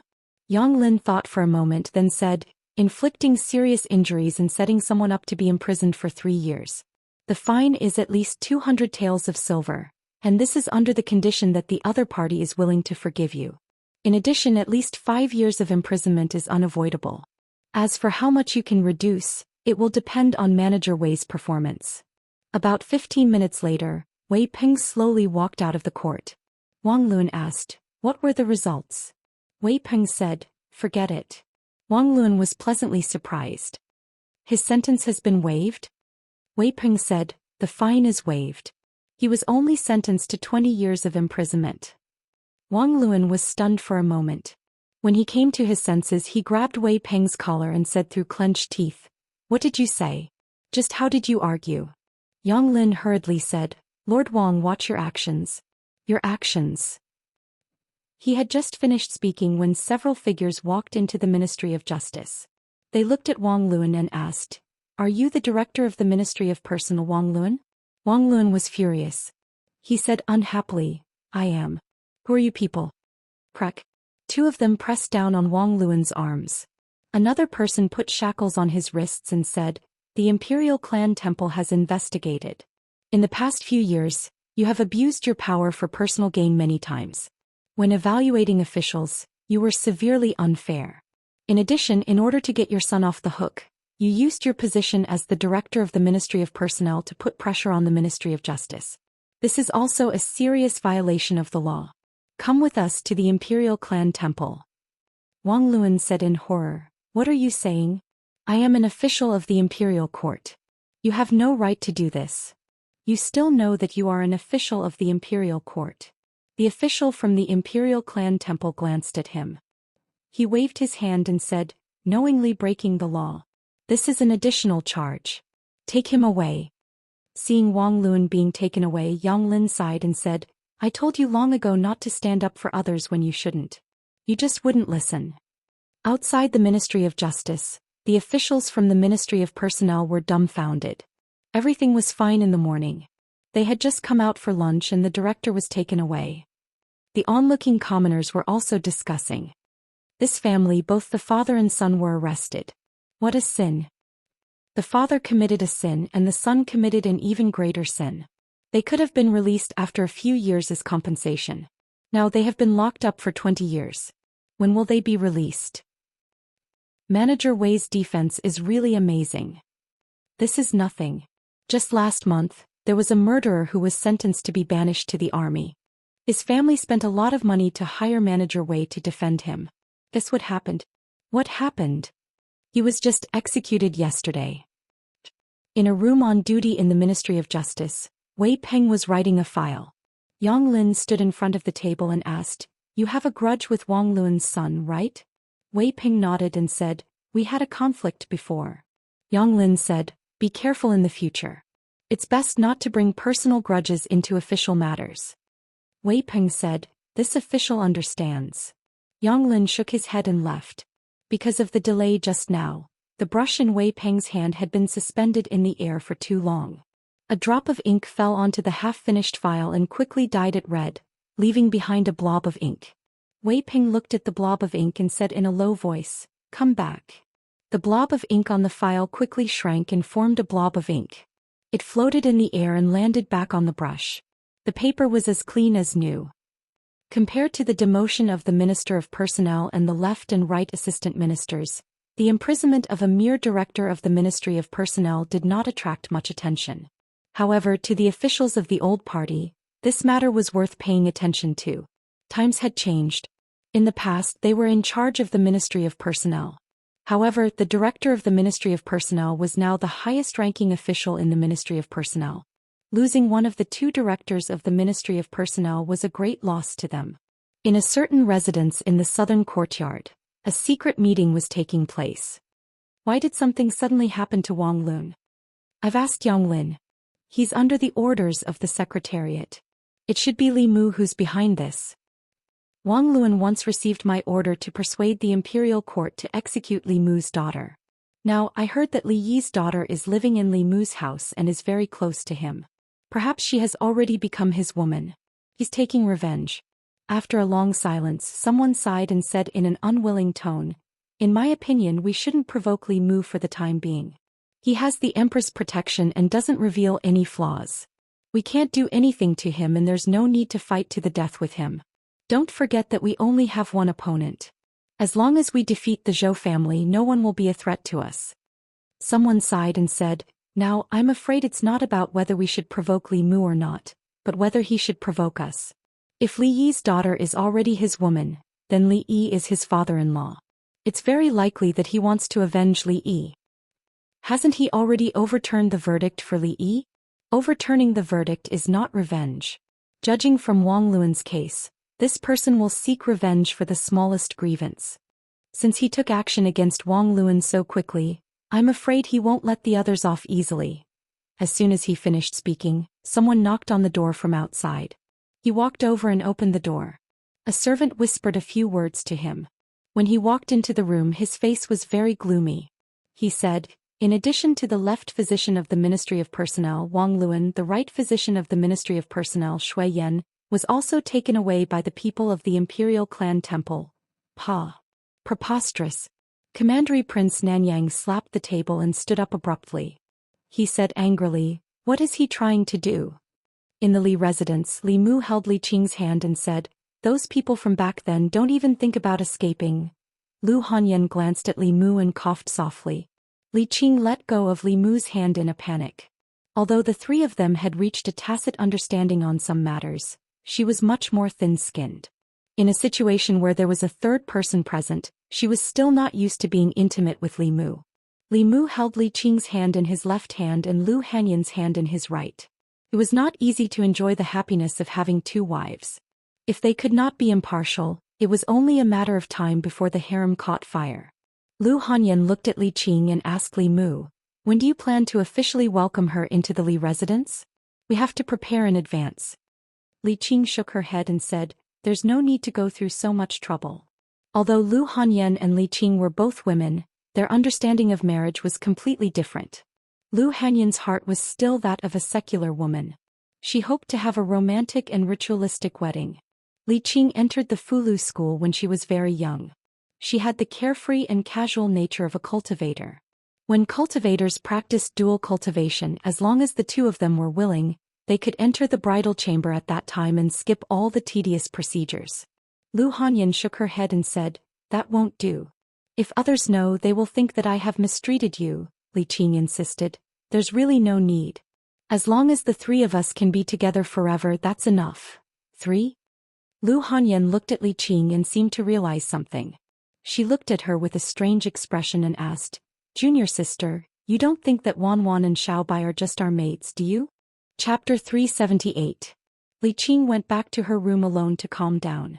Lu Hanyan had a gloating expression on her face. Li Mu smacked her butt and said, you did it on purpose, didn't you? Lu Hanyan smiled and said, I just wanted her to experience my feelings. Besides, she will find out sooner or later. If I don't tell her, will you tell her yourself? The eldest madam of the Li family did it for revenge. Because of Li Qing, she had cried a lot in the past. Li Qing had wronged her, so she wanted to use Wanwan and Xiaobai to take revenge. She was still the petty Lu Hanyan. But she was also the Lu Hanyan that Li Mu liked. For many things it was more appropriate for her to speak to Li Qing than Li Mu. After thinking this through, Li Mu put his arm around her and rubbed the place where he had just hit her. He said, does it hurt? Lu Hanyan blushed and slapped his hand away. She said, behave yourself. Wanwan and Xiaobai are still over there. Li Mu looked over. The two girls who were sitting together on the swing immediately covered their faces with their hands. Their eyes peeked through the gaps between their fingers. Li Mu moved his hand away and said angrily, children shouldn't poke their noses into adult affairs. I'm not a child anymore. I'm not a child anymore. Wanwan and Xiaobai tried to defend themselves. Li Mu waved his hand and said, go back to your room to play. Although they were not young in some areas, they were still under 18 years old. As long as they were not over 18 years old in Li Mu's eyes, they were different from Lu Hanyan and Li Qing. Li Mu could hold Xiaobai's original body, but as long as she transformed, he would feel guilty. Wanwan was the same. She had not changed much in the past 2 years. She was still greedy and playful. The only change was that her eyes were more seductive. As long as one looked into her eyes, one's soul would be sucked in. Little White and Wanwan were soul seducers and soul catchers respectively. When the two beauties worked together, even Li Mu could not withstand them sometimes. Li Qing was alone in the room. Lu Hanyan was full of satisfaction after getting her revenge. She went to the great music bar to find her friends. She planned to buy the whole place and was discussing the price with the owner. Li Mu had nothing to do, so he watched Wanwan and Xiaobai play airplane chess in the courtyard. Before the game, they had agreed that the loser would have to warm the bed next time Li Mu slept in the study. Li Mu watched for almost an hour. They were still playing airplane chess. While he was bored to death, something in the space of the flask heaven suddenly moved. Li Mu stretched out his hand, and the spiritual snail appeared in his hand. Come to the Changel Palace. Only this sentence came from the spiritual snail, and then there was no more sound. In the past few days he couldn't even take care of his family. He was immersed in his women and completely forgot about the Empress. 15 minutes later, Li Mu appeared in the Changel Palace. He bowed and asked, Your Majesty, what are your orders? The Empress threw him a token and said, From now on, you are the Deputy Commander of the Bamboo Guards. You will be in charge of the Bamboo Guards together with Ali. The Empress had 4 internal guards. Their names were Mei, Lan, Zhu and Zhu. The 4 guards had different names and their functions were also different. The Mei guards were in Shindu. They were in charge of monitoring the officials. The commander was Mr. Mei. The Lan guards were scattered in various counties. Their job was to monitor the local officials. Li Mu had never seen their commander before. The Bamboo Guards were a special operation organization. They were in charge of carrying out special tasks, such as investigating rebels under the Empress orders. The commander was Shangguan Li. The Zhu guards were the most mysterious of the 4 guards. It was said that they were in charge of intelligence. They had spies and spies in the demon nation, the ghost realm, and even the demon sect. Li Mu took the token and didn't waste any time. He said, "Yes, Your Majesty." He was very clear about his position. He was a brick. He would be wherever the Empress wanted him to be. However, the Empress had inexplicably summoned him here and only gave him a token. After that, there was nothing else. She could have asked Lord Mei to pass this token to him. There was no need for her to make a special trip. After taking the token, Li Mu didn't stay for long. He walked out of Chang'an Palace and said to Shangguan Li, "Commander Shangguan, I have other things to do during this time. I'll need you to take care of the bamboo guards."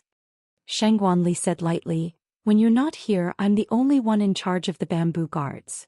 Since Shangguan Li didn't have any objections, Li Mu could focus on his own matters. After leaving Chang'an Palace, he went straight back to Chang'an Palace. Zhou Yi looked at the pile of memorials on the table and said, "Look, there's only one more woman by their side, and they don't even care about national affairs. They don't go to the imperial kitchen and they don't come to Chang'an Palace. I should forbid them from taking concubines." Seeing that the Empress's attitude towards Li Mu was becoming more and more strange, Mr. Mei's face was bitter, but he couldn't say anything. In the Imperial Secretariat, Li Mu sneezed for no reason and crossed out 2 names on the list on the table. Lu Yi walked in from outside and put a few oranges on the table in front of Li Mu. He smiled and said, "Sir Li, these are oranges from my hometown. Although they're not as sweet and delicious as the tribute oranges, they still taste pretty good. You can take them back and try them." Zhongjuan didn't produce oranges. In the past, there were people who transplanted them and used their mana to carefully cultivate them. However, the fruit was small and bitter, so no one tried it again. This kind of fruit was usually transported from the southern counties. The price was ridiculously high and it wasn't something that ordinary people could afford. Li Mu smiled and said, "Thank you, Sir Lu." Lu Yi had eaten Li Mu's tribute oranges before, so he only came to return the favor. He said, "You're welcome." He was about to leave when he saw a piece of paper on Li Mu's table. He asked, "What's this?" Li Mu said casually, "Oh, this. I have nothing to do, so I practice writing. Sir Li is really elegant." Lu Yi smiled and complimented him. He left Li Mu's office, but he couldn't help but be curious. Who would practice writing using a person's name?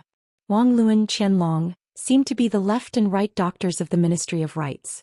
The names after that, Ai Tong, Wuxing, Qin Guang, sounded familiar.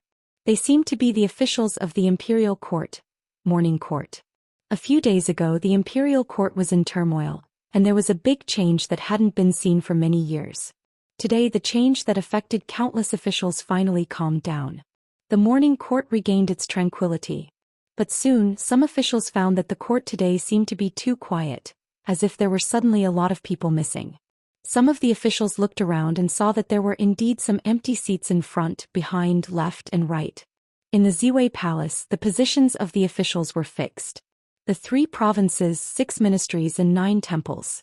The ministers, assistant ministers, doctors, ministers and junior ministers all had their own positions. These positions were fixed. Every morning it was clear who was absent. Today there were many gaps in the neat line of officials. There were no empty seats for officials above the 4th rank in front of the palace. But starting from the middle of the palace, there were more empty seats for officials. There was almost 1 empty seat for every 2 people. In total, there were more than 20 officials who didn't come to the morning court today. Even if they asked for leave, it was impossible for 20 officials to ask for leave at the same time. Moreover, the officials in those officials' offices didn't have the approval of their superiors. What's going on? Where did Lord Ai go? Why didn't Lord Wu come? Lord Qin just took a concubine yesterday. Did he get up late? Lord Wang and Lord Qian didn't come. Lord Wang and Lord Qian were arrested yesterday. What happened to the others? Were they arrested too? Ai Tong, Wuxing, Qin Guang. Lu Yi stood in front and listened to the officials' discussion behind him. He was a little confused. The names of these absent officials sounded familiar, as if he had seen them somewhere. Soon he remembered where this inexplicable sense of familiarity came from. Weren't these people the officials Li Mu used to practice calligraphy? But even if Li Mu used their names to practice calligraphy, it shouldn't be to the extent that they disappeared. Could it be that he wasn't practicing calligraphy, but using a divine ability? He had never heard of a divine ability that could make people disappear just by writing their names. Combined with the strange situation in the court, Lu Yi quickly understood. That piece of paper wasn't used by Li Mu to practice calligraphy. It was a list of names. On that list were the names of the former Right Assistant Minister of the Ministry of Personnel, Gao Hong, the former Minister of the Ministry of Personnel, Duke of Nanyang Xiao Yun. Lu Yi finally realized something and was shocked. He turned around to look at Li Mu. Li Mu grinned at him. Lu Yi immediately turned around and broke out in cold sweat. His mind was racing. His name didn't seem to be on that list. It shouldn't be. He even treated Li Mu to oranges. Southern Court. Gao Residence. Early in the morning, the gatekeeper of the Gao residence was taking a nap in the side room. Ever since his master was stripped of his official position, although fewer people came to the residence, he no longer needed to attend morning court. In the past, he would have to wake up early to open the door at this time. It wasn't like today where he could still laze around and take a nap at this time. To him, it was a good thing that his master was in trouble. Being able to sleep in the morning made life even better. Bang bang bang. While he was daydreaming, there was a sudden rush of knocking on the door. The gatekeeper was pleasantly surprised. After a shiver, he was no longer sleepy. He walked to the door and shouted angrily, "Why are you knocking so early in the morning when someone died in the house?" This person was extremely rude when knocking on the door. Normal people would pay attention to the gentle knocks and pauses when knocking on the door. Only those who were announcing a death would knock so quickly. The knocking stopped and a voice came from outside. "I'm here to visit Lord Gao." Hearing the words "I'm here," the gatekeeper was already looking down on him. His anger hadn't subsided and he asked coldly, "Do you have something to say?" The person outside was stunned for a moment, then said, No. The gatekeeper said coldly, "If you don't have an appointment, bring the invitation when you do." The person outside said, "But I really have something urgent." The gatekeeper said, "No matter how urgent it is, you still have to make an appointment.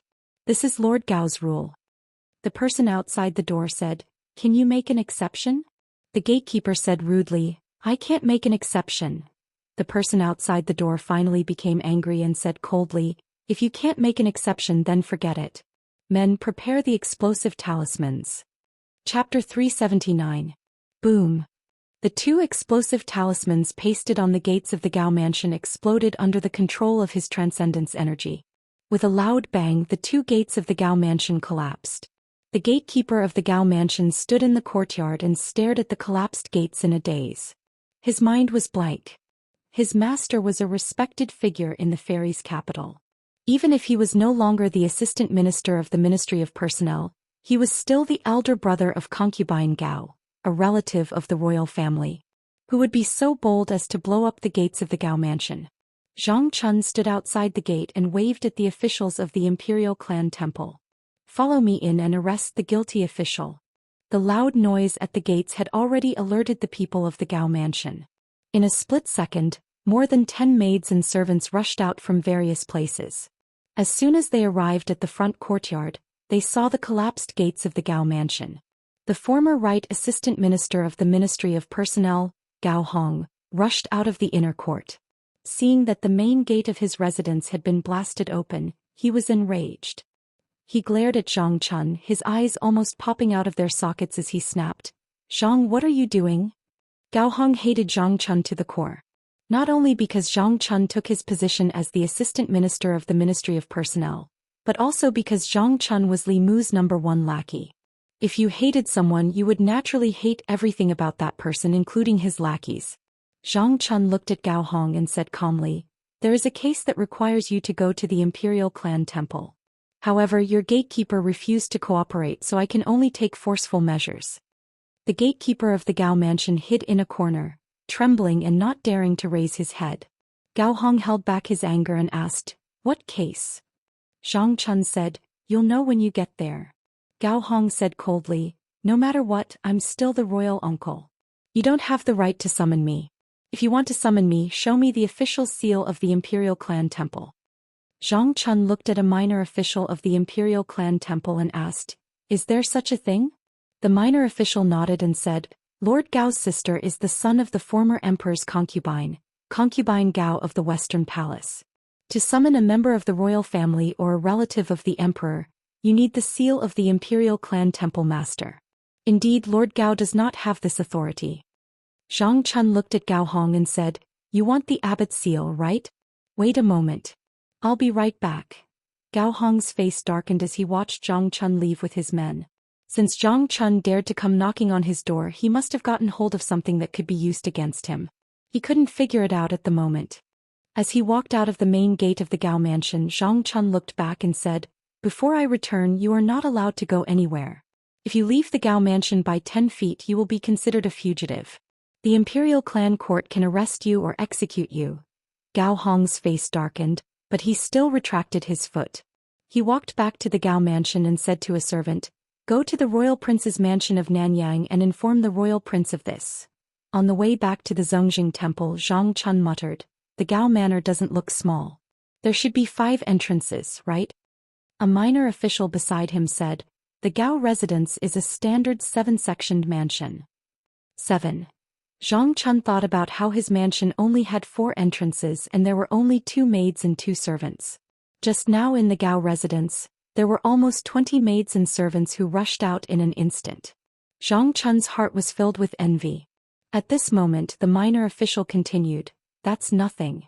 The Royal Prince of Nanyang's mansion is the bigger one.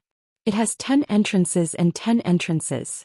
He has 13 wives and concubines, and each of them has their own independent courtyard. Each of them has a senior maid and 4 junior maids. There are artificial mountains, ponds, and beautiful pavilions in the mansion. Zhang Chun thought about his dream of living in a 5-section mansion before he retired. He shook his head and said, The layout is too small. The group walked through the palace gates and returned to the Zhongjing Temple. They didn't know that the imperial court was in an uproar. The number of officials in the imperial court was mysteriously reduced by more than 20. The morning court could no longer be held. Some officials even guessed that the powerhouses of the demon sect had sneaked into the fairies' capital and killed these officials to create chaos in the imperial court. After that, Mr. May clarified that the demon sect had nothing to do with this. Last night, it was the Zhongjing Temple's deputy minister Zhang Chun, who led the Zhongjing Temple's people to arrest the guilty officials. He told the officials not to worry. It would have been better if Mr. May didn't clarify. After he did, the officials became even more worried. What? These officials were all arrested? More than 20 people were all arrested and sent to the Zhongjing Temple? What's going on? Are we in trouble too?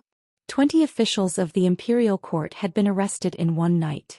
Without knowing the reason, all the officials in the Great Hall felt threatened, especially those who were close to these two. They were even more frightened. At some point, an official seemed to realize something. He mumbled, These people are all accomplices in Li Yi's case.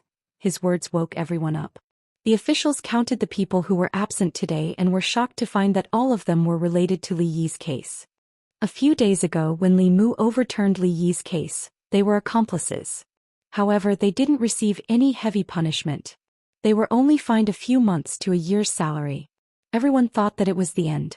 They didn't expect that it was just the beginning. Without any warning, those officials were all caught in one fell swoop overnight. Zhang Chun, the left assistant minister of the Ministry of Personnel, who was also the Zhongjing Temple's deputy minister, did it himself. There was no need to guess who was behind this. Zhang Chun was Li Mu's #1 henchman. He always fought for Li Mu in the imperial court. He must have been allowed to do this by Li Mu. Obviously, Li Mu didn't just want to overturn Li Yi's case. He also wanted to avenge Li Yi. As for the reason, everyone knew very well. Everyone in Fairy's capital knew that Li Yi's daughter was one of Li Mu's lovers. Not only did she live in his house, but they often walked hand in hand when they went out. They were very close. Li Mu overturned Li Yi's case because Li Yi was wronged and died. He wanted to avenge Li Yi because Li Yi was his father-in-law.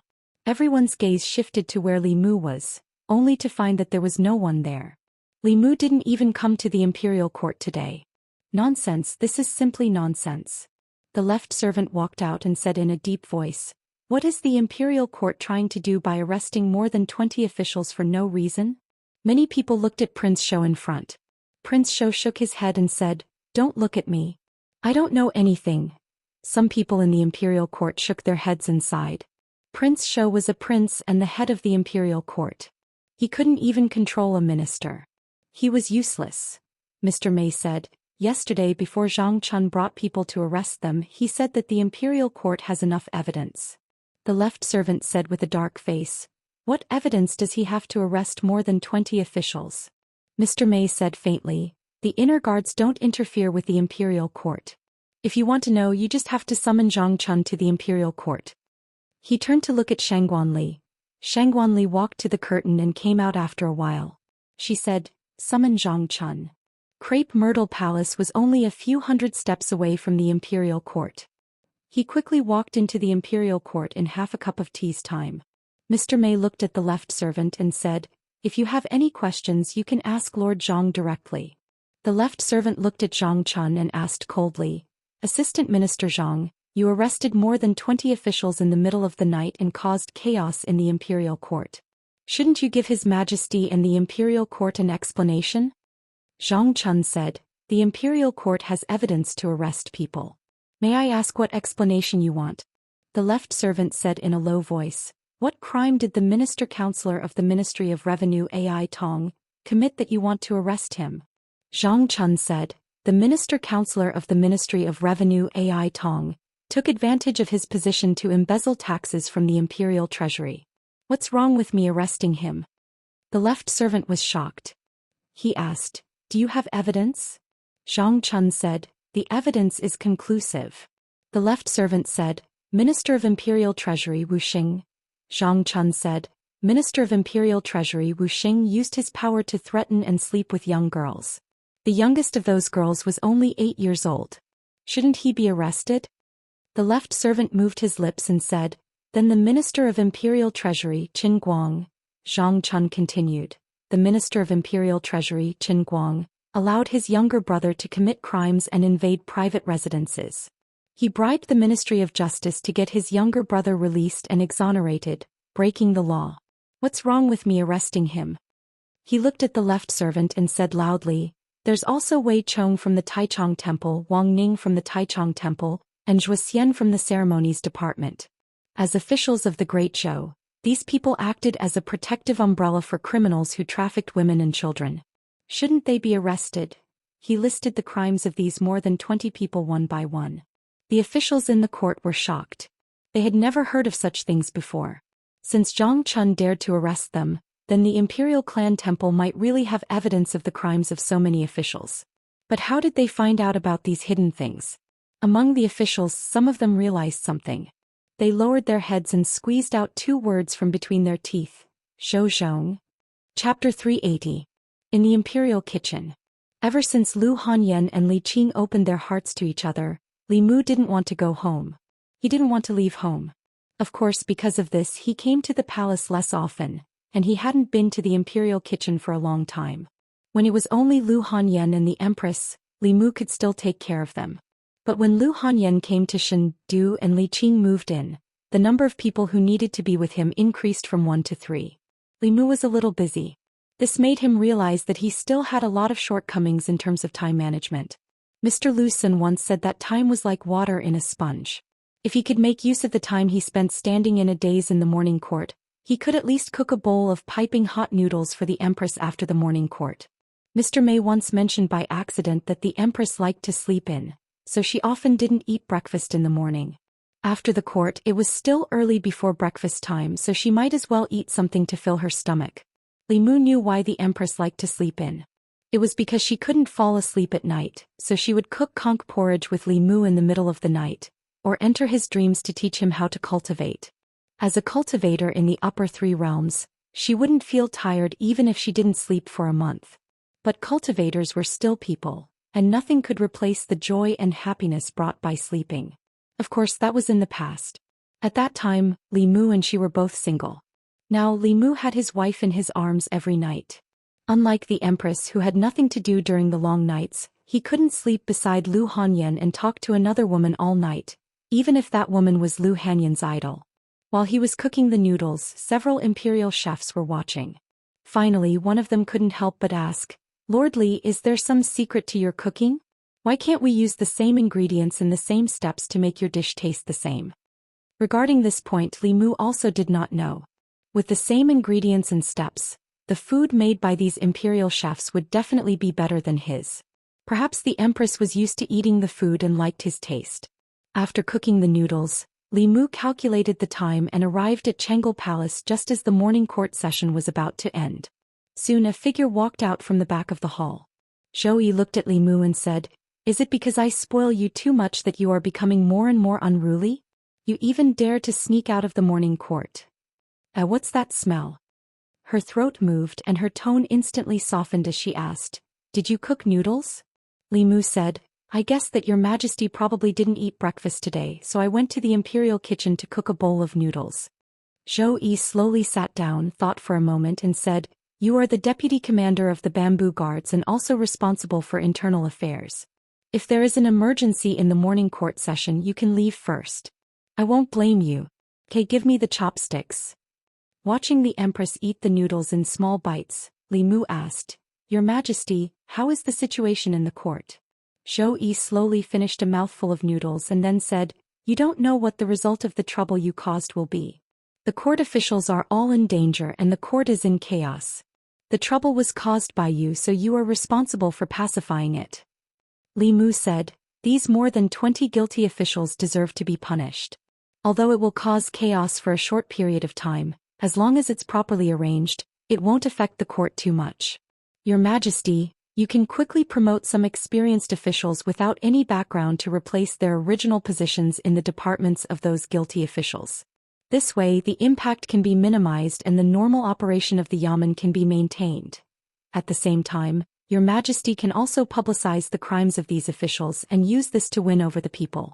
After Lord Li Yi overturned the case, the people of the 36 counties will greatly increase. After punishing these corrupt officials, Your Majesty's reputation will reach the peak, and you will not be inferior to the previous wise emperors of Great Zhou. It will only be a matter of time before you surpass Emperor Wen." Zhou Qiong didn't seem to be interested in Li Mu's pancake at all. Her mind was completely focused on the bowl of noodles in front of her. He was puzzled. The same noodles and the same side dishes. Why was it that the imperial chef's dish didn't taste as good as Li Mu's? She waved her hand and said, "Just do as you said. Go and arrange it." Walking out of Chengel Palace, Li Mu's heart was slightly heavy. He was a little worried.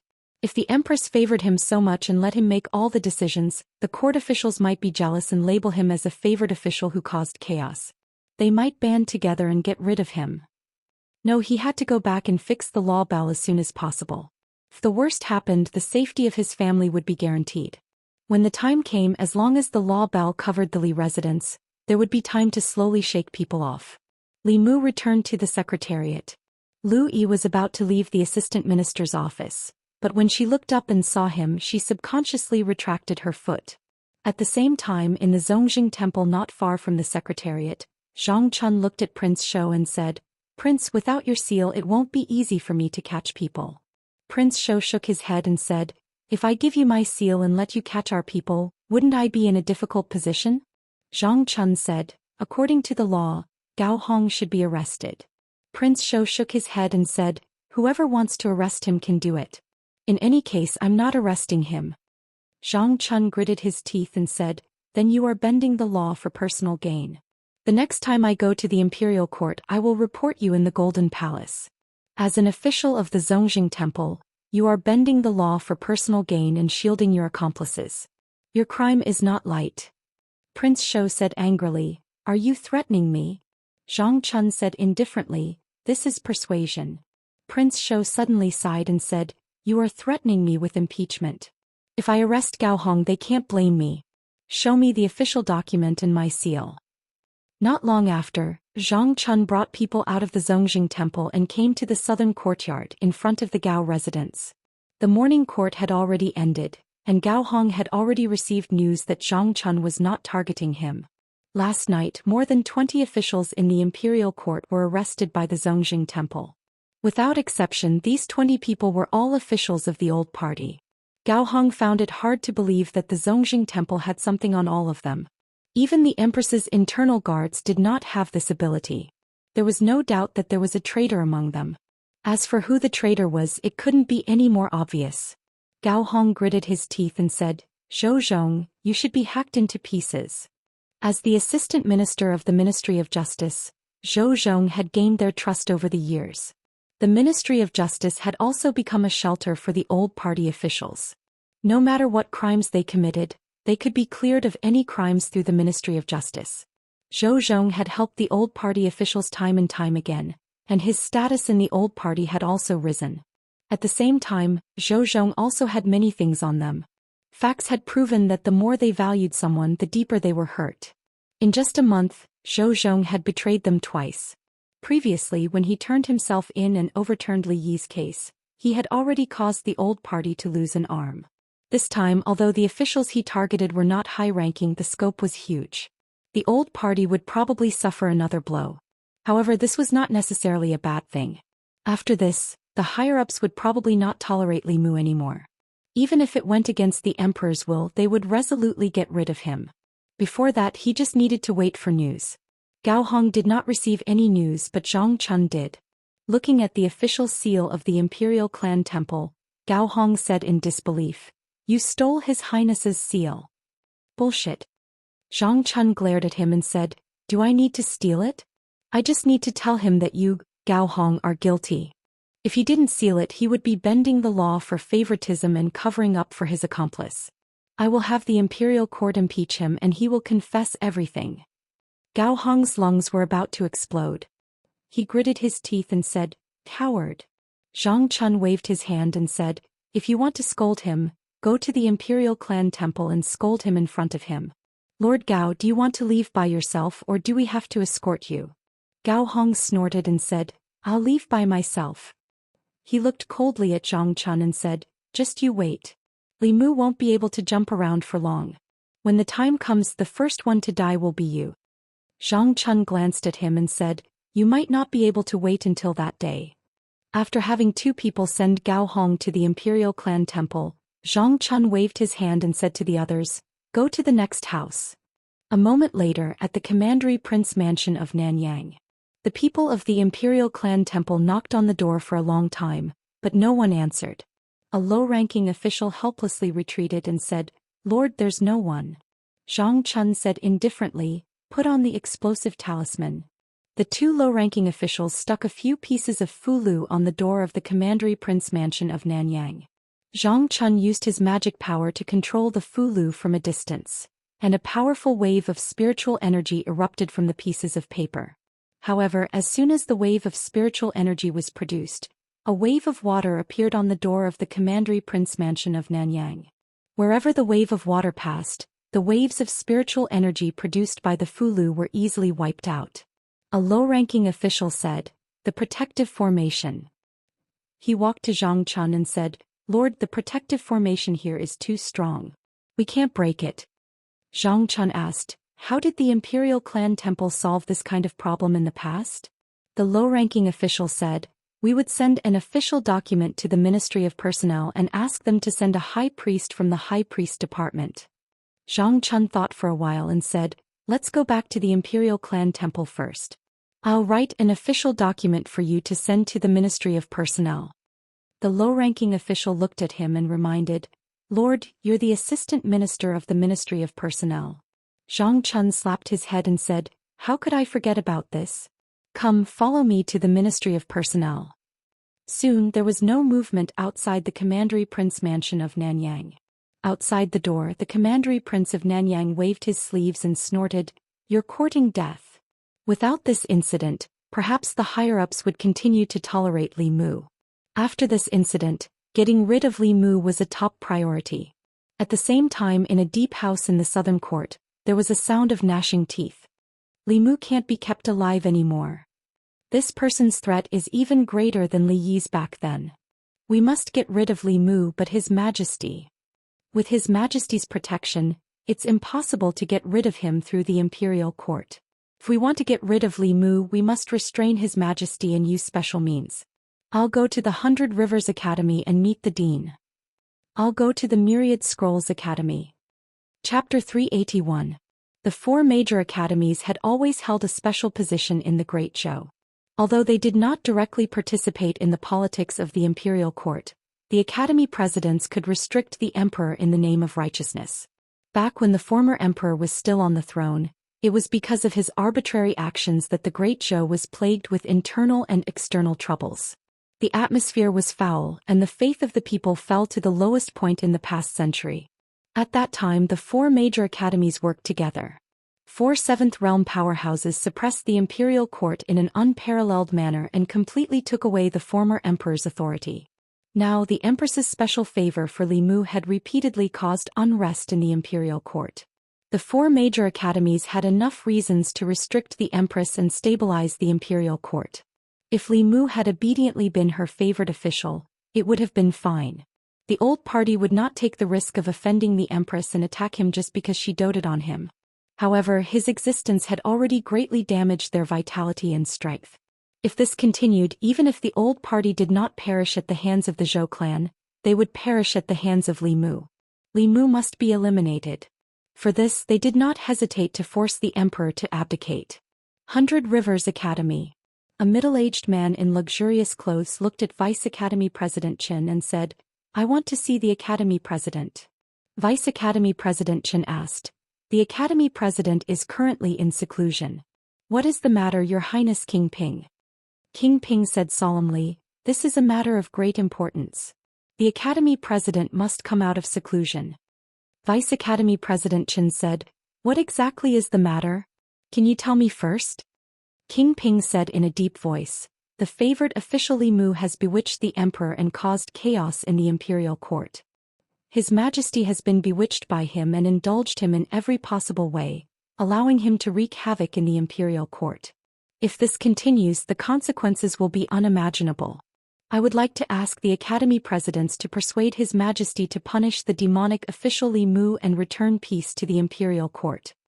Vice Academy President Chen glanced at him and shook his head. However, what the Academy sees is not so. Li Mu is called Qing Tian by the people of Fairy's capital and is extremely loved by the people. Outside, he single-handedly dealt a heavy blow to the 10 demonic sections.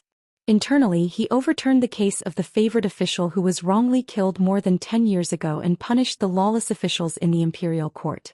Because of what he has done, the people's faith in the Great Zhou has reached its peak in 50 years, far surpassing the time of the emperor. It is inevitable that His Majesty's favor. Although he is a favored official, Your Highness. King Ping opened his mouth and said, there is one thing that I hope Your Highness can understand." Vice Academy President Chen looked at King Ping and said slowly, "The Academy is the Academy of the Great Zhou, not the Academy of the Shao clan. If the Emperor is muddle-headed, the Academy should work together to support him. This is our duty.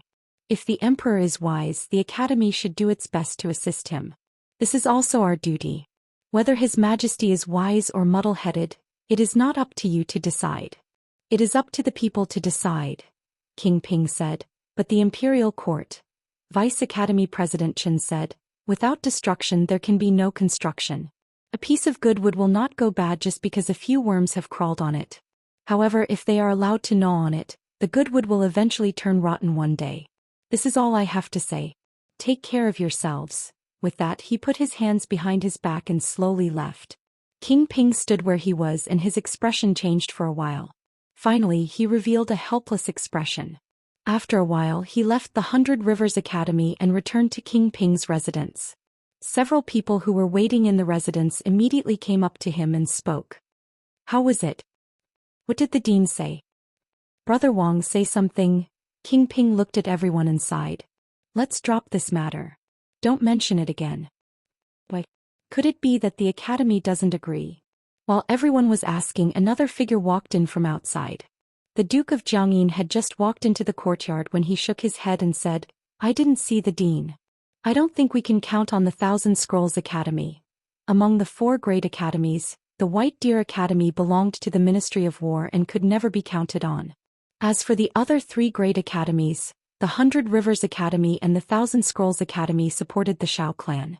The Azure Cloud Academy stood on the side of the Zhou clan.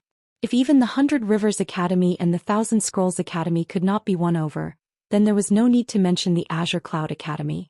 At least 3 deans were needed to persuade the Empress. Even if they managed to win over the Azure Cloud Academy, it would be useless. One of them looked at the Duke of Jiangyin and asked, "What did the Thousand Scrolls Academy say?"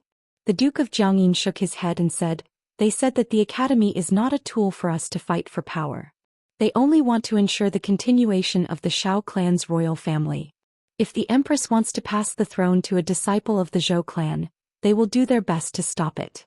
Apart from that, the academy will not participate in any court battles. After saying that, he looked at King Ping and asked, "What did the 100 Rivers Academy say?" King Ping said, "They told us to take care of ourselves." No one spoke again. The courtyard fell into a long silence. The meaning of "take care of ourselves" was that the 100 Rivers Academy would not help them this time. All along they had thought that the Zhou clan only had one advantage over the Shao clan, and that was that the empress's surname was Zhou. Regardless of whether it was the control of the imperial court, the local area, or the number of academies behind them, they were stronger than the Zhou clan's new faction. In fact, if it was not for the former emperor's incompetence that caused the wrath of the people and made the Azure Cloud Academy's dean extremely disappointed in the Shao clan, there might be 3 or even 4 academies behind the Shao clan. It was only now that they realized that although the 2 academies behind them were inclined to let the Shao clan return to the orthodox lineage in the future, that was a matter for the future. At present they still acknowledged the empress. In fact, it was not just the academies. Even everyone present was convinced by the current empress. She had shown great talent in cultivation since she was young. Otherwise, she would not have been valued by the former emperor and become the crown princess and empress. The fact that she could be acknowledged by the emperor's qi and successfully advance to the 7th realm proved this point. At that time, no one in the Shao clan could withstand the emperor's qi and forcefully break through. The royal clan would not have an additional 7th realm powerhouse, but a useless person whose foundation was destroyed. One had to know that she was only 25 years old back then. Since ancient times, no one in the Shao clan had been able to inherit the emperor's qi and advance to the 7th realm at the age of 25. Obviously, the academies would not stand against the empress for this matter. The Duke of Jiangyin asked, "What do we do now?" After a long silence, King Ping shook his head and said tiredly, "Let's leave it at that." Although he did not say much, everyone could hear the intention to retreat from his words. The Shao royal clan did not retreat when facing the new faction that was at the peak of their power. Now that they were facing a lone official, they had the intention to retreat.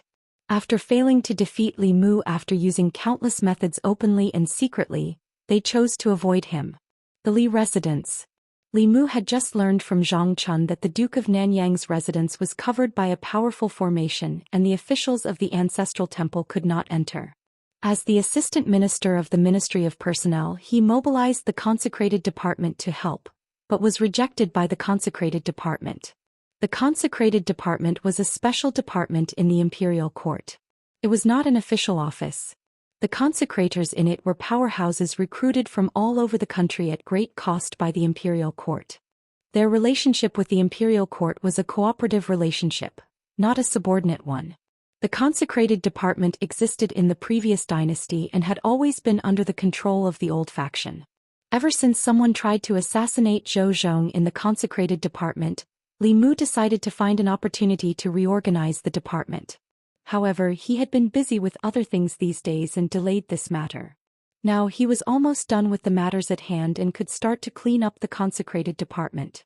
Before that, he had to help Zhang Chun solve the current problem. There were not many powerhouses in the ancestral temple. They could not be compared to the consecrated department and could not break the formation of the Duke of Nanyang's residence.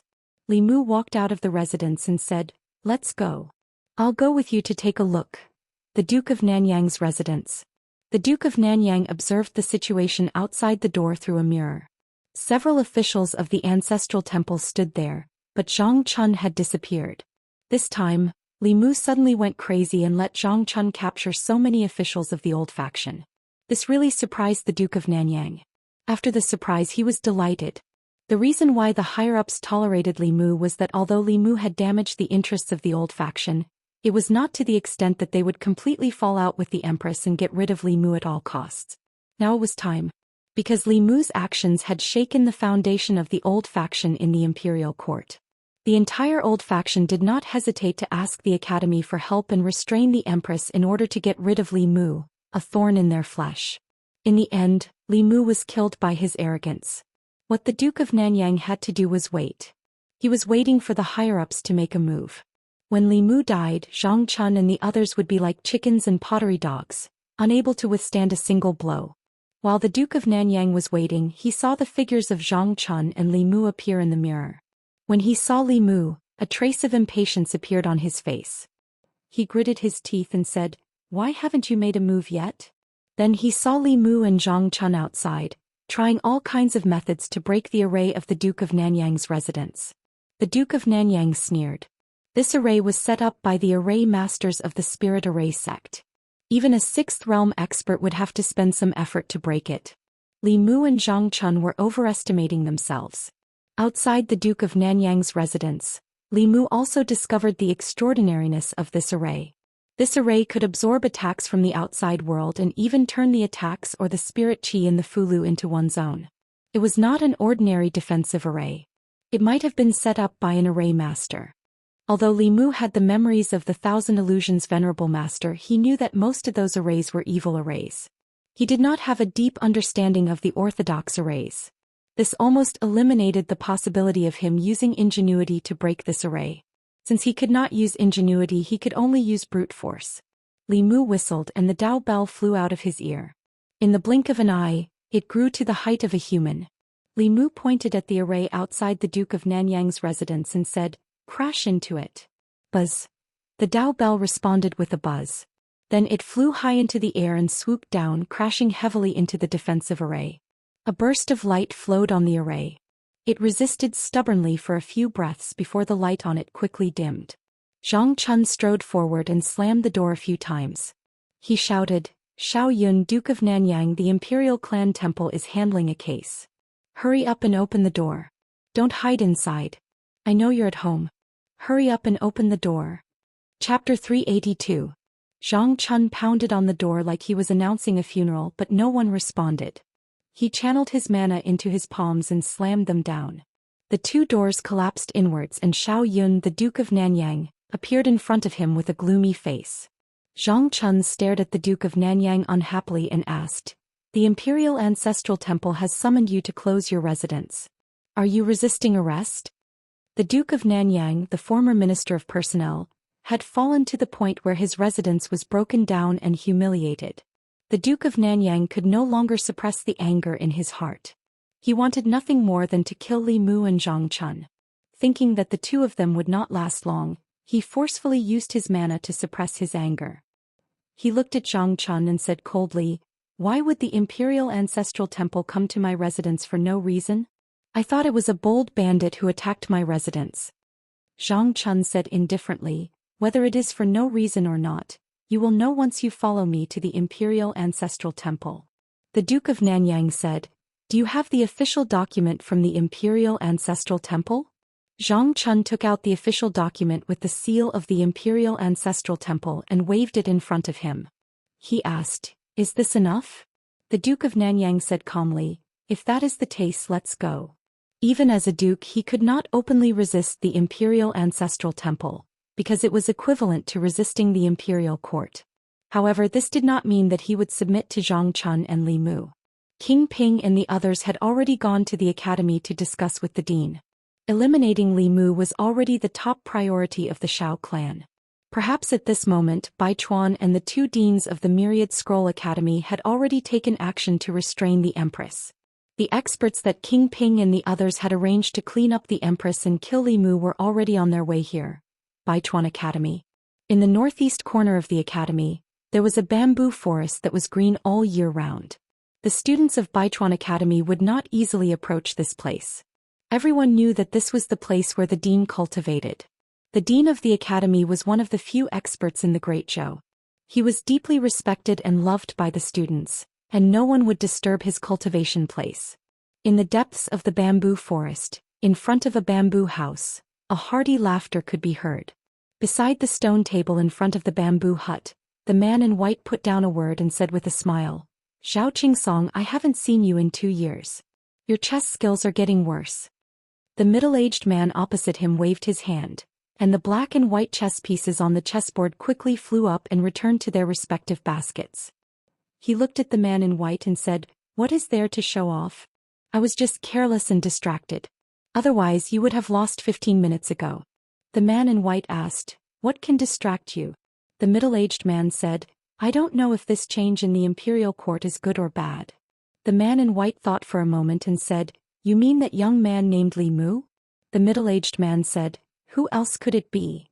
The man in white nodded and said, Indeed. At such a young age he has such a natural disposition. He has gathered the faith of the people in Shendu, can communicate with the heavens and earth, and can achieve the Tao with his words. He is also extremely talented in the Fulu Tao, and made the Fulu school bet its future on him. He can be said to be a hero of his generation. What kind of people are the Shao clan that you support? Why do they have to go against him instead of keeping the Zhou clan in check? The middle-aged man looked at him and said, The Zhou clan that you support is not much better than the Shao clan. The man in white crossed his arms and said calmly, I just can't stand Shao Jing's actions. If Emperor Qing knew that the crown prince he chose was even more muddle-headed than him, and almost caused the great Zhou to be doomed eternally, he might as well smear that essence on the wall. The middle-aged man coughed softly and said, Xianxia, you are the head of a school after all. You should at least show some respect to the late emperor and Emperor Qing.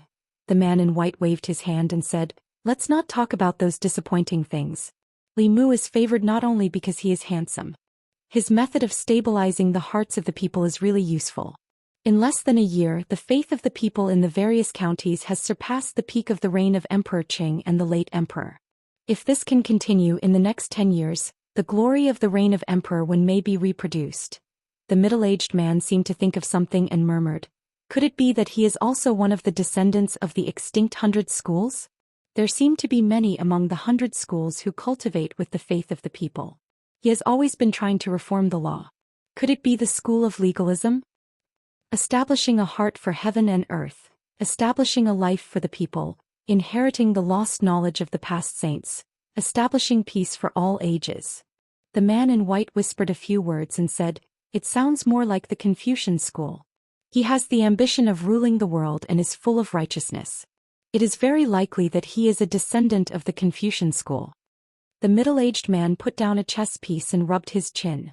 He said, The Confucian school has always been active in the court and respected etiquette. However, his actions are bold and radical, seeking change. It is not like the Confucian school but more like the school of legalism. The man in white put down another chess piece and said, Whether it is the Confucian school or the school of legalism, those who can rule the country are righteous. Let him be, the Zhongjing Temple. The prison of the Zhongjing Temple, which had always been cold and cheerless, was especially lively today. More than 20 court officials were locked together, all frowning. Most of them had been brought from their homes by the people of the Zhongjing Temple last night. Some of the officials had their doors blown up by Zhang Chun while they were eating dinner. Some of them had been pulled out of their beds while they were being intimate with their concubines. At first, everyone was panic-stricken, but after arriving at the Zhongjing Temple and seeing so many familiar colleagues, they slowly calmed down. When they saw the former Assistant Minister of Personnel Gao Hong and the Duke of Nanyang being arrested, they were even more reassured. Of the two of them, one was a relative of the imperial family and the other was a member of the imperial clan. The higher-ups would definitely not let them stay in the Zhongjing Temple. When the time came, they would be able to save them along the way. After calming down, they began to curse the main culprit.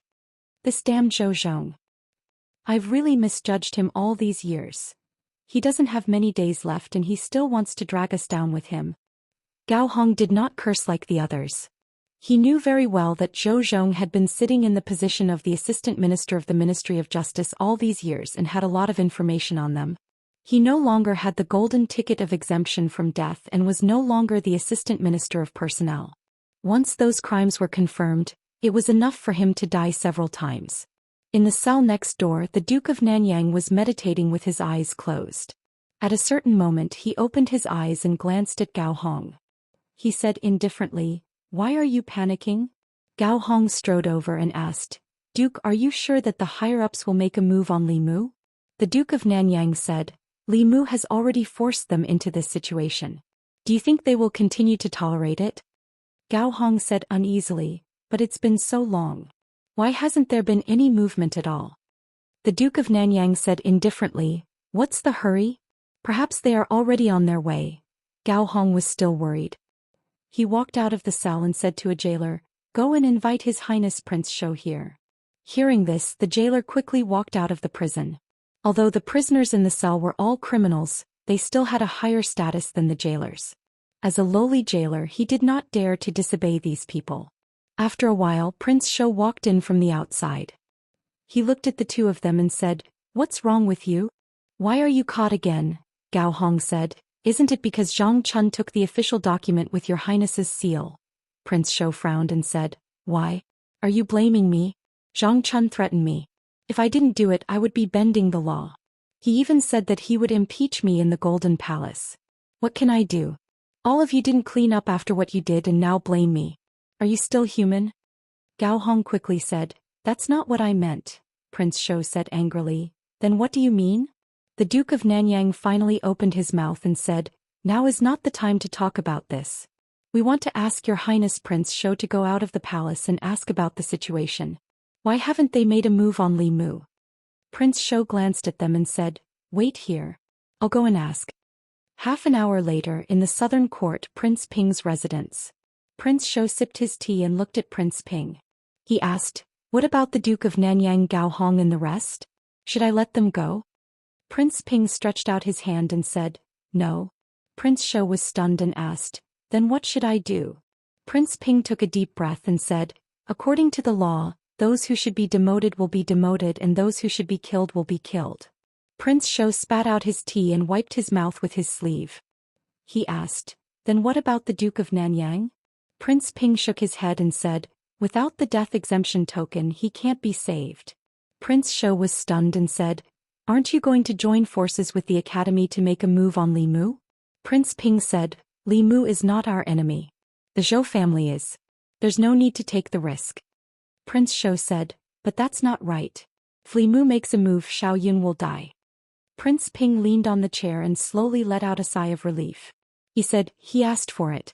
36 dukes. Even if one is gone, there are still 35. Smack. Prince Zhou stood up abruptly and pointed at Prince Ping. He said angrily, "How can you do this? Do you have any humanity left? Those are our beloved friends." Prince Ping also stood up and said coldly, "What do you know? We're looking at the big picture." Prince Zhou stared at him for a long time and finally sat back down. He leaned weakly on the chair and said, "The blood flowing in his body is the same as ours." Prince Ping said, "It's because the blood flowing in his body is the blood of the Xiao family. When necessary, he should sacrifice himself for the Xiao family." Ancestral Temple. After 2 hours, Prince Zhou reappeared in the heavenly prison. Gao Hong and the Duke of Nanyang were already anxious from waiting. The Duke of Nanyang was still able to maintain his calm while Gao Hong grabbed the bars of the cell and looked in a certain direction. When he finally saw the chubby figure of Prince Zhou, he asked anxiously without waiting for Prince Zhou to come closer, "Your Highness, how is it?" Prince Zhou patted his shoulder and said, "Don't worry, it's fine." Gao Hong let out a long sigh of relief. Then excitement appeared on his face as he asked, "When will Li Mu die?" Prince Zhou let out a sigh of relief and said, "When I save you." Gao Hong finally relaxed and sat down slowly. He leaned against the wall and said, "I can't wait any longer." Prince Zhou was silent for a moment. Suddenly he looked at the two of them and said, "Are you hungry? What do you want to eat? I'll get someone to send it in." Chapter 383. The officials who were locked up in the Zhongjing Temple lived a life of luxury at home. Naturally, they weren't used to the food of the Zhongjing Temple. As the head of the Zhongjing Temple, Prince Zhou took this into consideration and sent them food from the restaurant outside the palace. In the prison, the officials were eating heartily. "This pork shoulder is from the Wafting Fragrance Restaurant." "It's definitely from the Wafting Fragrance Restaurant. The smell of the wine can't be wrong. The food of the Zhongjing Temple is really hard to swallow. The Wafting Fragrance Restaurant is the best. Thank you, Your Highness Prince Zhou." Other than having their freedom restricted, the 20 officials didn't suffer much in the Zhongjing Temple. Prince Zhou arranged a single cell for each of them and changed the bedsheets. In order to protect their privacy, he even had people separate the cells with curtains. 3 meals a day: breakfast, lunch and dinner. 2 hours in advance, the prison guards would send the menus from the various restaurants in the divine capital. Each of them could order 4 dishes, 1 soup and a pot of wine. If they were hungry in the middle of the night, they could even order supper. For this, Prince Shou specially invited the chefs of the wafting fragrance restaurant to the Zhongjing temple to be on standby. Even if these officials had more needs in the middle of the night, the chefs would have to crawl out of bed to satisfy them. In terms of food, the food these officials usually ate at home wasn't as good as the food in the Zhongjing temple. Not only that, Prince Shou even considered their physical needs and used his sedan to secretly bring the girls from the brothels outside the palace into the Zhongjing temple to comfort these officials at night. This made the officials in the prison change their impression of Prince Shou. Other than his stupidity and cowardice, Prince Shou still had his shining points. Despite the risk of being impeached by the censor, he still took care of these criminal officials meticulously. This wasn't something that anyone could do. It was really good to have one of their own in the Zhongjing temple. In the courtyard of the Zhongjing temple, Zhang Chun watched as the prison guards sent the food made by the wafting fragrance restaurant's chefs into the prison. He looked at Prince Shou and said slowly, "Your Highness, isn't this a little too much?" "Too much?" King Shou glanced at him and said, "How is this going overboard? When you took special care of Li Yi's daughter, did I say anything overboard? Why are you like this?" Zhang Chun was stunned. "I just covered her cell with a curtain and changed her bed." King Shou said, "I also covered up their cells and changed their beds." Zhang Chun looked at the busy figures in the kitchen of the Zhongjing temple and said, "But you brought the chef of the restaurant into the palace. Isn't that too much?" King Shou said, "Is this too much? This is not too much at all. Let me tell you what is too much. Li Mu used His Majesty's imperial kitchen to cook for other women. This is what is too much." Zhang Chun was stunned and said, "But you can't let them drink. The imperial ancestral temple strictly forbids prisoners from drinking."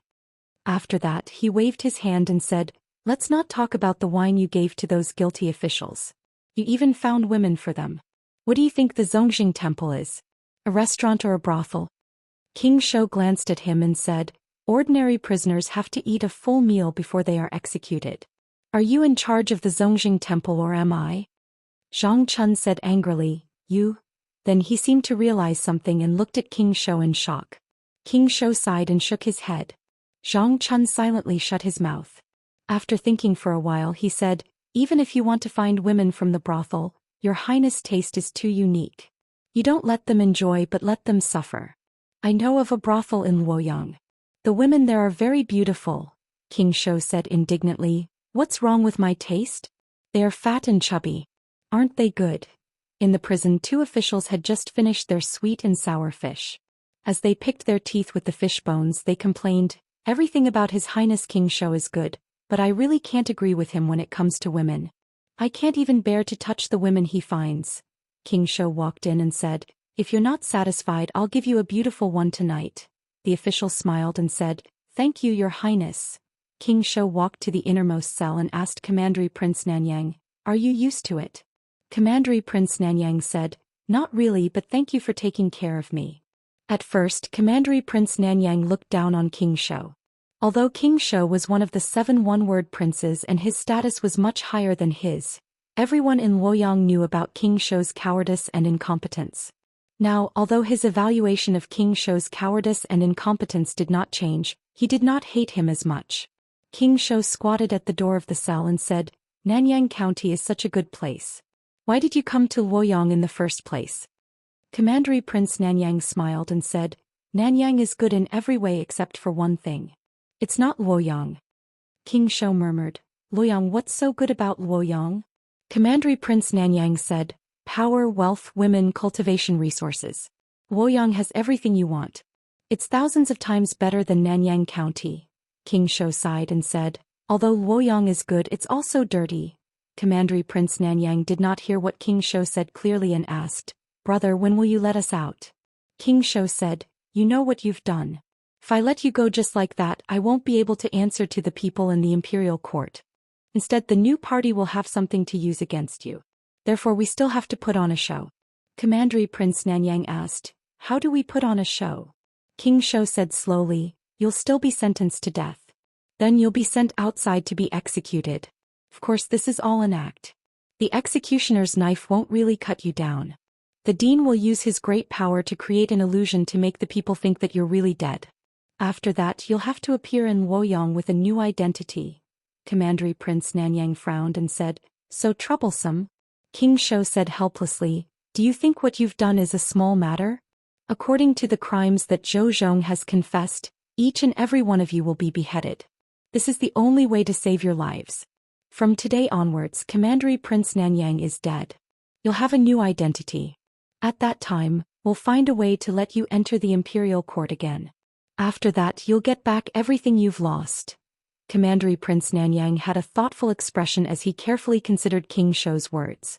Indeed, since Li Yi's case was overturned, Commandery Prince Xiaoyun was no different from a dead man in the Great Zhou. His official position was revoked and he would never be employed by the imperial court again.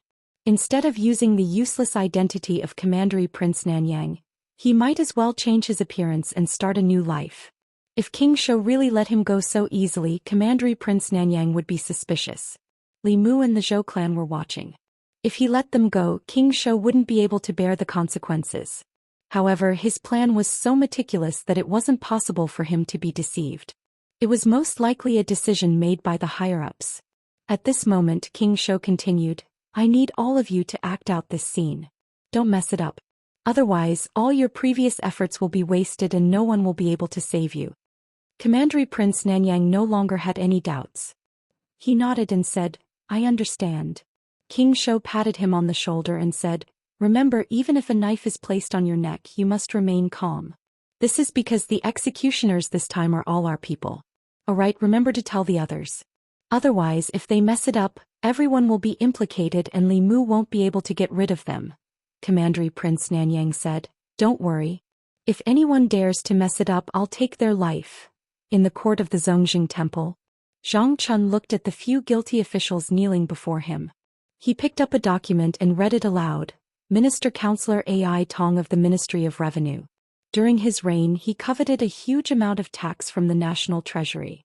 According to the law of the Great Zhou, he is sentenced to death by beheading.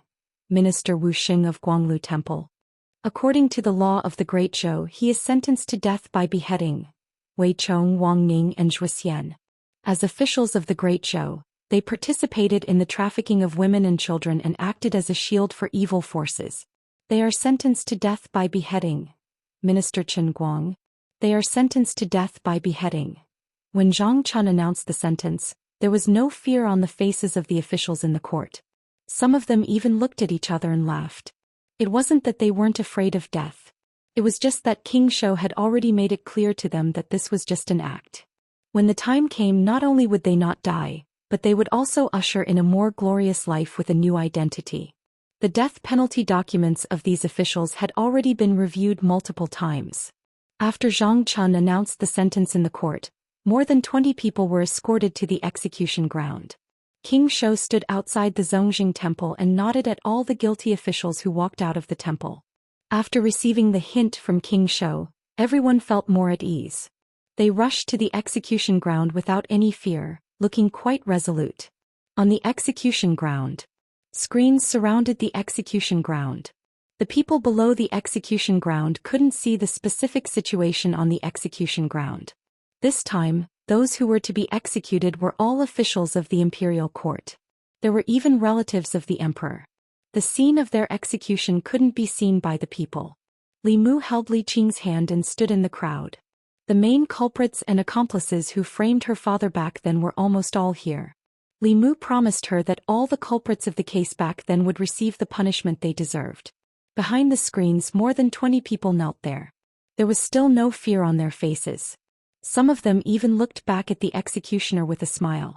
Even though the executioner was used to big scenes, he still felt goosebumps from the strange gazes of these people who were about to die. Zhang Chun sat at the executioner's seat. He looked up at the sky, grabbed a bunch of sticks and threw them out. He said, "The time is up. Start the execution." The executioner's knife was raised high and quickly brought down. Looking at the heads rolling next to him, one of the officials sighed in his heart.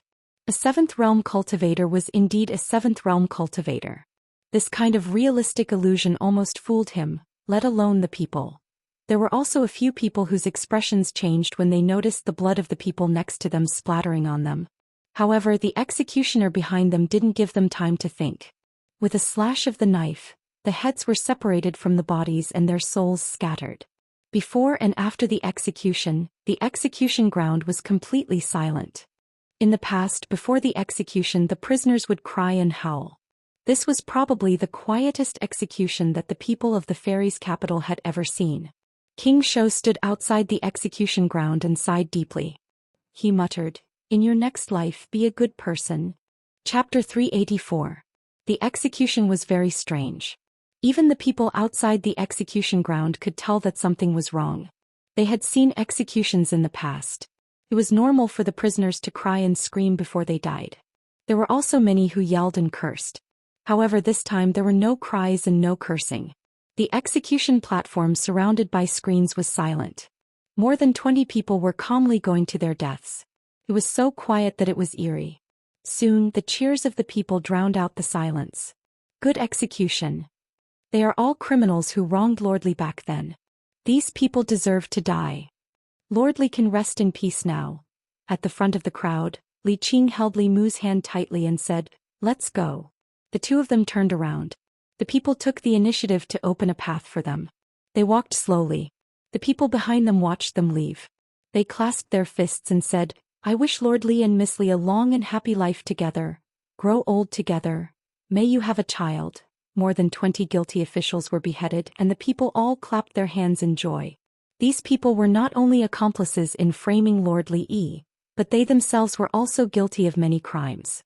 Their death was a good thing for the country and the people. After the execution, some of the commoners even spat on the execution platform as they left, their faces filled with joy. King Zhou sighed and said to a servant beside him, "Don't remove the screens yet. Inform their families to come and collect the bodies." The servant nodded and said, "Yes." King Zhou put his hands behind his back and shook his head as he walked away. He said softly, "It's good that they're dead. There's no more trouble after they die." Zhang Chun walked behind him and said, "These people have committed countless crimes. It's too easy for them to die like this." Although these criminals were dead, they still thought that it was a trap. After today, they would reappear in the divine capital with a new identity. Although they died in the end, at least they didn't feel fear or pain before they died. King Zhou said casually, "In life there are some things that shouldn't be taken too seriously. It's fine if it's not too bad." The news that more than 20 officials from the old party, including Commandery Prince Nanyang and the elder brother of the concubine dowager, had been beheaded at the street corner quickly swept through Luoyang and shocked countless people. Are they really dead? No one saved them? The Shao clan hasn't done anything. Are they just going to be abandoned like that? What are they afraid of, and what are they afraid of? You still don't understand. They're obviously afraid of Li Mu. At the Zhou family's banquet, Zhou Chuan's face was pale. Qin Jian was dead, Gao Hong was dead, and the Duke of Nanyang Xiaoyun was dead. Of the 7 main culprits back then, only he, the Duke of Zhongyong, and the Duke of Peace and Peace were left. Li Mu didn't even spare the accomplices, so how could he spare the main culprits? In particular, the death of the Duke of Nanyang had made him even more terrified. Even the Shao royal family could not escape Li Mu's punishment, let alone him. Zhou Qian lowered his head to eat, but his forehead was full of cold sweat. He knew what his father was worried about. The Duke of Nanyang and those people were dead. Perhaps his father would be his next target. More than half a year ago, Li Mu was still a small official in a remote county. Unexpectedly, in just half a year, he had grown into an existence that even the old party did not dare to provoke. The Shao royal family was not as fearful of the Zhou family as they were of Li Mu. Just before he came to Luoyang, Zhou Qian had tried to send an assassin to finish him off, but it had ended in failure. If Li Mu knew that he was the one who sent that assassin, wouldn't he be reduced to the same fate as those people this morning? In the Zhou family, while Zhou Chuan and his son were in shock, Li Mu was also hesitating in the Li residence. Until today, most of the people involved in the case back then had received the punishment they deserved. No accomplices had escaped, and there were still 4 main culprits in Luoyang. These 4 people were the Marquis of Zhongyong, the Earl of Ping, and the Marquis of Yongding and Zhou Chuan of the Zhou family. The first 3 bigwigs of Luoyang were involved in Zhou Zhong's scheme. They had no enmity with Li Yi.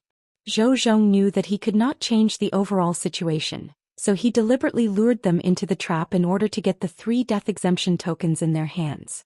Before Zhou Zhong lured them in, Li Yi's fate was already sealed. These 3 people were just Zhou Xian's pawns. Although they had bad records, there was no need to kill them. As for Zhou Chuan, although Li Mu wanted him to pay the price, there were 2 problems in front of him. First, the booklet that Zhou Xian gave him contained evidence of the crimes of the old party officials. There was nothing about Zhou Chuan, so Li Mu could not overthrow him through the law. Second, Zhou Chuan was the Empress's uncle. Li Mu had already killed one of her younger brothers. He did not know how the Empress would feel if he killed another of her uncles. Even though she had left the Zhou family, the blood that flowed in her body was the same as the blood of the Zhou family. The Empress cared about him so much, so Li Mu could not ignore her feelings at all. He pondered for a long time and walked into the courtyard. He said to Lu Hanyan and Li Qing, "I'm going to the palace. You don't have to wait for me to eat today." After informing them, Li Mu left the Li residence and went to the palace. He first went to the imperial kitchen and made a few dishes that the Empress liked. Then he took the food box and went to Changle Palace. In Changle Palace, Zhou Yi looked at the unusually sumptuous meal on the table. Finally, he looked at Li Mu and said, "What's the matter? Speak." Li Mu shook his head and said, "Nothing." Zhou Yi picked up his chopsticks and said, "I'll only give you 1 chance." Li Mu said, "Among the people who killed Lord Li Yi, the former Minister of Works, Zhou Chuan, was also an important mastermind." Zhou Yi was silent for a long time. Then he said lightly, "If you have evidence of his crimes, you can punish him according to the law. I will not protect him just because he is my uncle. If one day the one who breaks the law is you, I will not protect you." Li Mu cupped his hands and said, "Thank you, Your Majesty." He walked out of Changle Palace and sighed in relief. Zhou Chuan was different from the others. No matter what, Li Mu could not go around the Empress and make a move on him. So he needed to ask the Empress's opinion first. After getting the Empress's approval, there was only one problem left to solve. That was how to collect evidence of Zhou Chuan's crimes. The new party had only been established for 3 years. Moreover, the officials of the 2 parties were very different. The old party consisted mostly of influential officials, while the new party consisted mostly of new officials. In comparison, the influential officials had more misdeeds. Collecting evidence of the old party officials' crimes was easier than collecting evidence of the new party's crimes. Moreover, compared to the old party, the new party had stronger restrictions on the officials. This was also one of the reasons why Zhou Xian had not been able to collect evidence of Zhou Chuan's crimes for so many years. Li Mu did not think that Zhou Xian would be able to do something that Zhou Xian had not been able to do for so many years. He walked out of the palace gates and stood outside for 15 minutes. Then he walked toward the northern courtyard. This time he did not go home. Instead, he stopped in front of another tall gate. Li Mu walked up and knocked on the door knocker. Soon the gate opened a crack. A servant poked his head out and asked, "May I ask who your excellency is and why you have come to Zhou Mansion?" Li Mu looked at Zhou Mansion's gatekeeper and said indifferently, "Please go in and inform them that Censor Li Mu of the Secretariat has come to visit." A moment later, Zhou Chuan frowned and anxiously paced around the hall. He muttered, "Li Mu, what is he doing here? I won't see him. Let him go back." Zhou Xian stretched out his hand and said, "No, if word gets out, outsiders will think that our Zhou family is afraid of Li Mu. Let him in." Zhou Chuan said, "Second brother, but it's fine. Let's see what he wants first." Zhou Xian waved his hand and said, "His target might be you. Third brother, you should leave for now." After Zhou Chuan left, Zhou Ting said, "I'll leave as well." His only son had died at the hands of Li Mu. He could not face Li Mu calmly. A moment later, under the guidance of a servant, Li Mu passed through 2 doors, walked through several corridors and arrived at a hall. Zhou Xian was the only one in the hall. Li Mu walked into the hall. Zhou Xian said indifferently, "Lord Li, please take a seat." "There's no need for that." Li Mu shook his head and said, "I'm here today to tell you one thing." Zhou Xian picked up his teacup and asked, "What is it?" Li Mu said, "Zhou Chuan of the Zhou family was one of the main culprits who framed my father-in-law." Zhou Xian said in a deep voice, "That case is over." Li Mu said, "That's what Duke Nanyang and Gao Hong thought too." Duke Nanyang and Gao Hong had just been executed. This was a blatant threat. Zhou Xian slammed his teacup on the table and said loudly, "Li Mu, what are you trying to say?" Li Mu said indifferently, "Let Zhou Chuan ask to be exiled and this matter will end here." Zhou Xian was stunned for a moment before he became furious. He stood up and gritted his teeth. You're dreaming. Li Mu shook his head and said, if it weren't for His Majesty I would do it myself. At that time it won't be as simple as being exiled. Don't force me. Zhou Xian wanted to throw his teacup at Li Mu's face. He came to the Zhou family and asked the Zhou family to ask to be exiled. Who was the one forcing who? Zhou Xian said angrily, what right do you have to say that? Li Mu looked at him and said, when I was in the northern county I was assassinated. Don't think that I don't know that the mastermind behind the assassination was Zhou Chuan's son, Zhou Qian. Crush.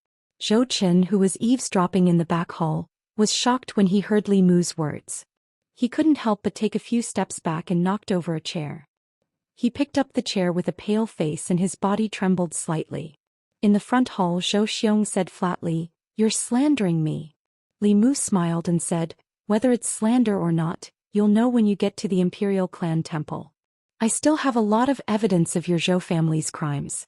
At that time it won't just be Zhou Chen's case. Zhou Chuan, Zhou Ting and the other officials of your new party won't be able to escape. The fate of those officials on the execution ground today will be your fate. Zhou Xiang's face turned red. He pointed at him and said angrily, you. Li Mu looked at Zhou Xiang and said calmly, Qin Jian's grave is already covered in grass. Gao Hong and Prince Nanyang's bodies have just turned cold. I only asked Zhou Chuan to be exiled because of His Majesty. I have no interest in the fight between the old and new parties. However, if I don't punish Zhou Chuan and avenge my father-in-law, I won't be able to answer to my wife. Zhou Chuan's request to be exiled is my limit. I'll give you 3 days to think about it. Chapter 385. After saying those words, Li Mu turned and left the Zhou family. After he left, a few figures walked out from the back hall. Zhou Xiang looked coldly at Zhou Qian and asked, is what Li Mu said true? Zhou Qian nodded and said fearfully, but back then when I hired the assassin, I did not reveal any of my identity. Zhou Xiang sat in his chair and said weakly, how much leverage does he have on the Zhou family? Most of the conflicts in the imperial court could not be seen in the open. These conflicts in the dark were filled with blood and filth, and could not be shown in front of others. With the Shao clan's existence, the Zhou family could not avoid such filthy matters. Once they were exposed and seriously investigated, there was no doubt that the fate of the old party officials would be the fate of some of the new party members. Zhou Chuan said, I'm guessing that Li Mu is lying to us. Even the old party does not have any evidence. How would Li Mu know? Zhou Xiang looked at him and asked, what if? He looked at Zhou Chuan and said, even if he does not have more leverage, just the crime of assassination is enough to send your son to his death. Zhou Qian trembled and hugged Zhou Chuan's thigh. He said fearfully, Father, I don't want to die. I'm your son. You have to save me, Pop. Zhou Chuan slapped him away with a gloomy face and did not say a word. Li Mu's request for Zhou Qian and the other members of the new party to be spared was that Zhou Chuan himself had to request to be banished to the army. The place of banishment was either the demon nation or the ghost realm. Any sinner who went to such a place would have a slim chance of surviving. Some would even die 10 times out of 10. This unfilial son wanted him dead. At that moment, Zhou Chuan regretted giving birth to this son for the first time. At that moment, a figure slowly walked in from outside. Zhou Xiang stood up and said, Big brother. Zhou Jing said, I know. Zhou Xiang thought for a moment and asked, Big brother, can you divine if Li Mu is bluffing? Does he really have leverage on us? Zhou Jing shook his head and said, he has a magic treasure that can shield him from the heavenly secrets. I can't calculate anything related to him. Even if I didn't have that item, I might not be able to calculate these things. Zhou Xiang sat back down and asked worriedly, what should we do now? If Li Mu had come to the Zhou family to spout nonsense without any basis, there was a 90% chance that he was bluffing. However, he had directly pointed out the secret things that Zhou Qian had done, which made Zhou Xiang feel uncertain. If what Li Mu said was true, then they would have to give up on Zhou Chuan and be banished to the army. If they don't do as Li Mu said, Zhou Qian will die. Not only that, there is a certain possibility that the other officials of the new party will also be implicated.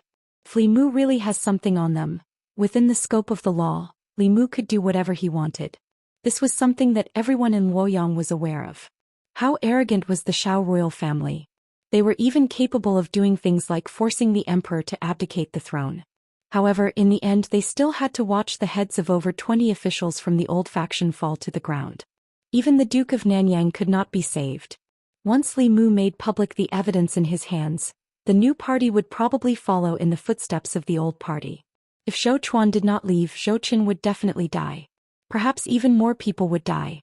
If Zhou Chuan asked to be banished, only 3 of the 4 brothers of the Zhou family would be left. This was a dilemma that only the head of the family, Zhou Jing, had the right to make. In the hall, everyone's gaze was on Zhou Jing. Zhou Chuan could not help but say, even if Li Mu really has something on us, can we trust what he says? What if he goes back on his words? Zhou Jing looked at him and said, no matter what decision you make, the Zhou family will agree. Zhou Chuan's voice gradually became softer as a bitter smile appeared on his face. If his eldest brother was not threatened by Li Mu, he would have clearly told him that the Zhou family would not be threatened and would not agree to Li Mu's request. Other than that, any decision he made would actually lead to another choice, sacrificing him in exchange for the stability of the Zhou family and the new party. It turned out that he had been abandoned like the commandery prince of Nanyang. Zhou Chuan took a deep breath and said, let's do as Li Mu says. For the Zhou family, for the new party, and for our great cause.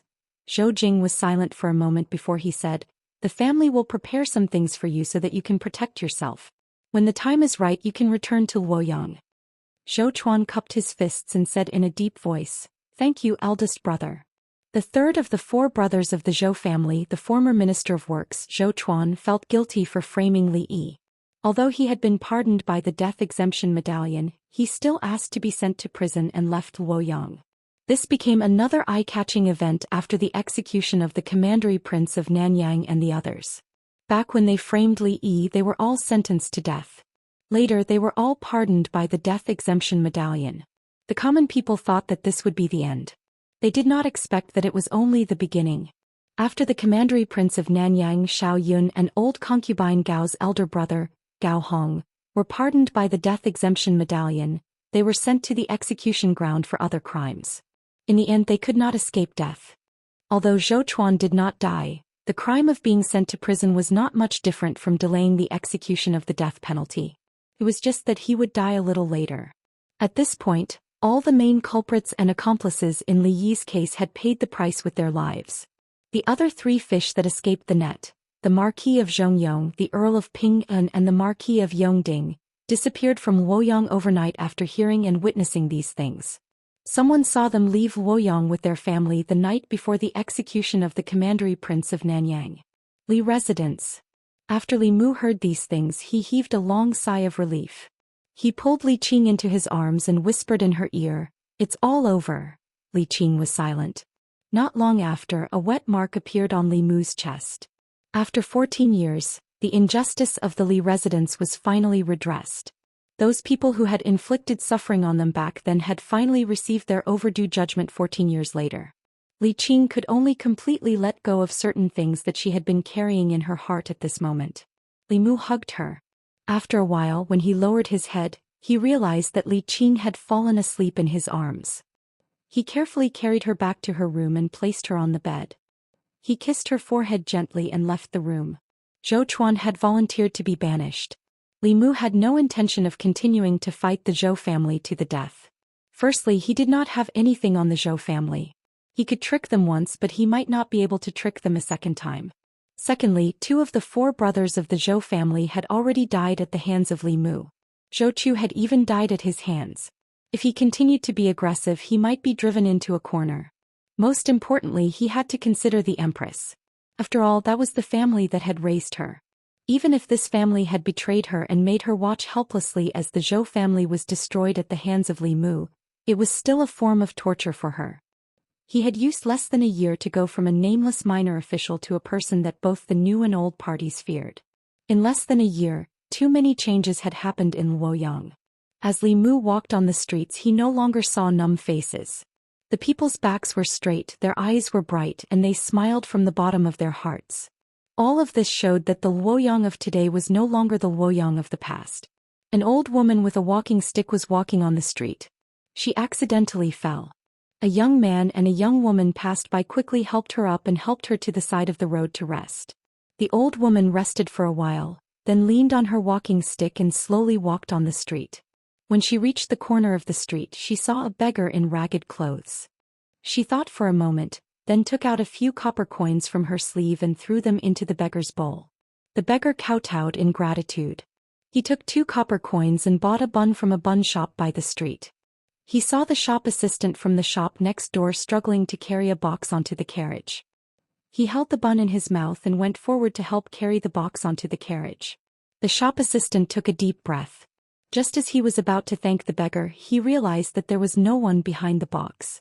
At this moment, a man in green walked over and asked, "Brother, may I ask where Restaurant Rui is?" The shop assistant smiled and said, "I happen to have something to do near Restaurant Rui. Follow me." The man thanked him and followed the shop assistant to Restaurant Rui. He happened to see a young man and a young woman's kite hanging on a tree. The 2 of them stood under the tree and waited. The man leaped up and easily plucked the kite. He smiled and handed it to the young man and the young woman. He said, "Go over there and fly it in an empty place." Li Mu was greeted by the people along the way. He could clearly feel the changes in Luoyang half a year ago. Li Mu was not the only one who could feel the changes. The people of Luoyang could feel it too. In the past there was no good or evil in Luoyang. There was no right or wrong. It was chaotic and dark. Until half a year ago, a ray of light shone through the darkness. From then on, good and evil were separated in Luoyang. The officials and nobles who broke the law were punished the same as the common people. Be it the hedonistic sons of rich parents, the students of the academy, the important officials in the court, the nobles of Luoyang, or even the descendants of the royal family, they could no longer trample on the law and oppress the common people. This ray of light allowed the common people to walk out from the darkness and into the sunlight. Looking at the figure walking slowly on the street, countless people had reverence in their eyes. That was the light in all of their hearts. Chapter 386. Walking on the streets of Chengdu, Li Mu found that he seemed to be more and more fond of the human world. Especially after witnessing the changes in the people in the past half a year, the achievements and joy he got from it were far from what he got from cultivation. In this state of mind, his heart was empty. Even without the clear heart technique, he could still maintain absolute peace in his heart. Somehow he even had a kind of enlightenment. Establishing a heart for the heavens and earth, establishing a life for the people. As long as he could practice these 2 words with himself, one day he could rely on the hundreds of millions of people in the Great Zhou to advance to the upper realm. Now he didn't have to do anything deliberately and could continue to absorb psychic power from the people. He was like a walking temple. He walked slowly on the street. What he saw and what he heard was the ecology of Chengdu, only a duck-like voice was mixed in it, which seemed a little out of place. Fortune-telling, fortune-telling, fortune-telling, infertility treatment ensuring the birth of a fat baby. You're not allowed to be free, you're not allowed to be free. This voice was a little familiar. Li Mu looked in the direction of the voice and saw a sloppy Taoist priest squatting at a corner of the street. In front of him was a Bagua diagram, and beside him was a flag with the words, "Divine Strategy" written on it. The Taoist priest's spiritual sense was very sharp. The moment Li Mu looked over, the Taoist priest raised his head and looked at him. When he saw Li Mu, the Taoist priest was stunned for a moment. Then he jumped up from the ground and said in amazement, "Why is it you again?" Li Mu walked over, smiled at him and said, "Senior, we meet again." The Taoist priest scratched his head and said, "Why do I always run into you wherever I go?" That's not right." As he spoke, his tone suddenly changed.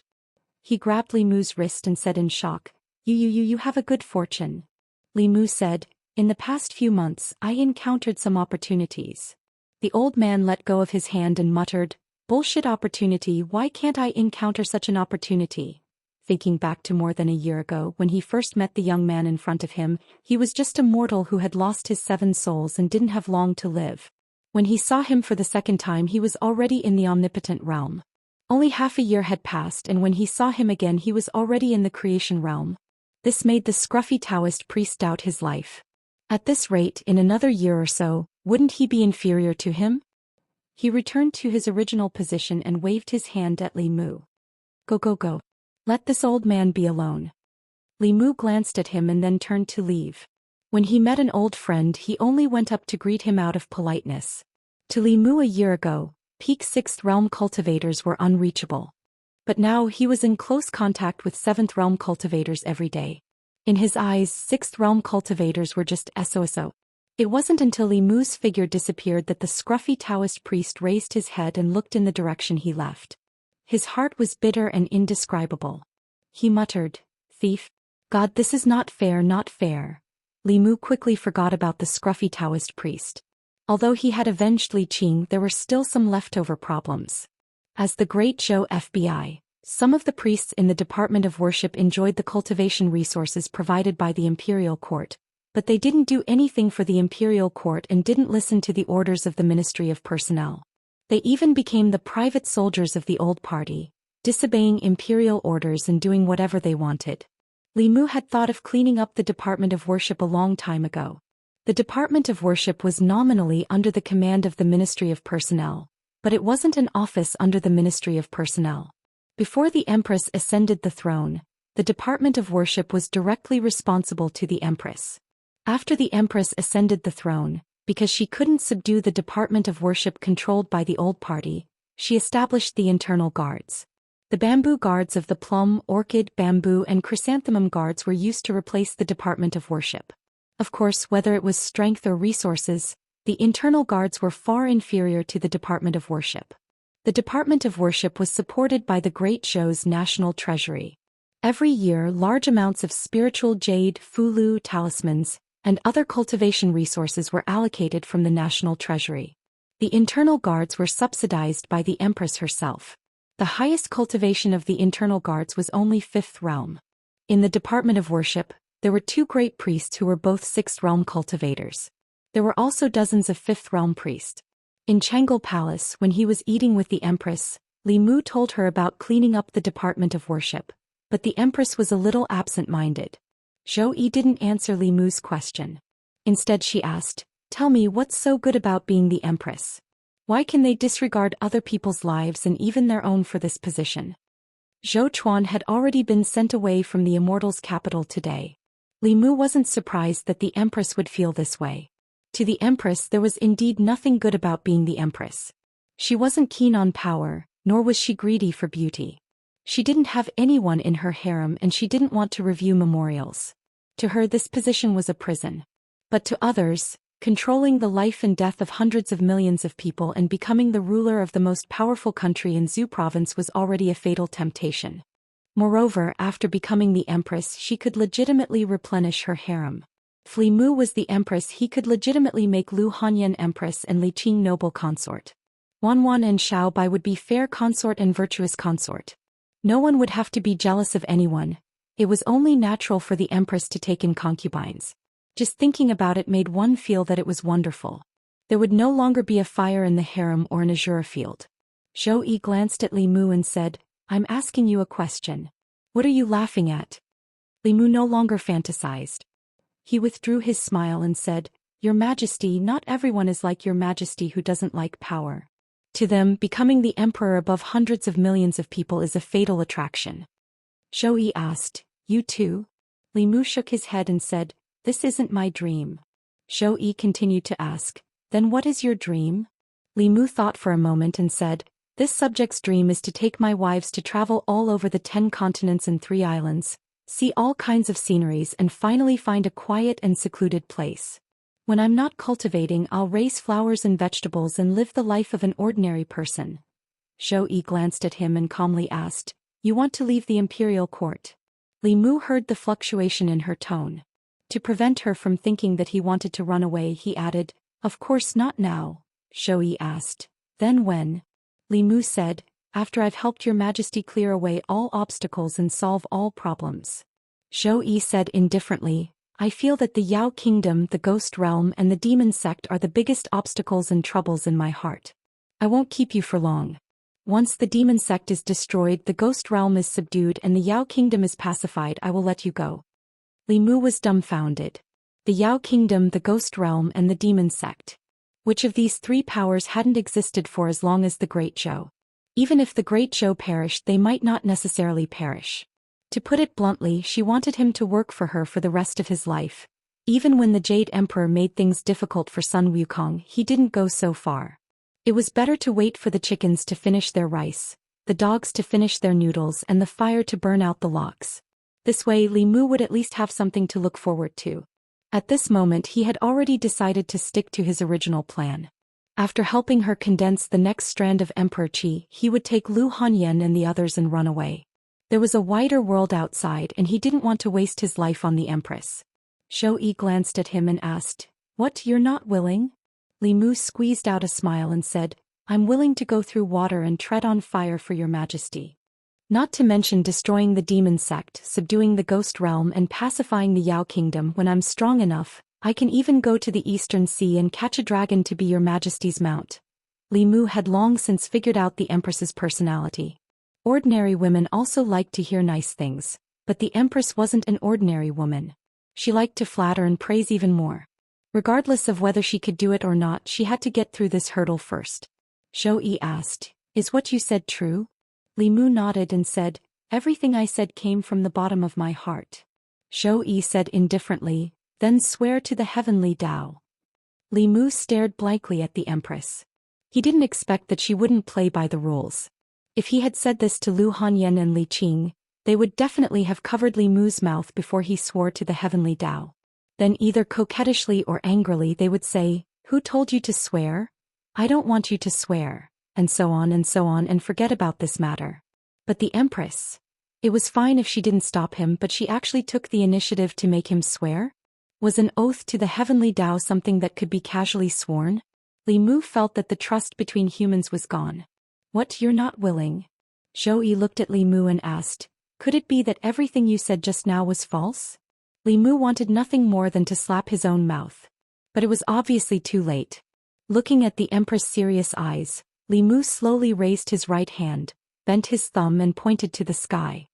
He gritted his teeth and said, "I, Li Mu, swear to the heavenly Tao that only after the demon sect is destroyed, the ghost realm is subdued, and the demon country is pacified, can I leave your majesty.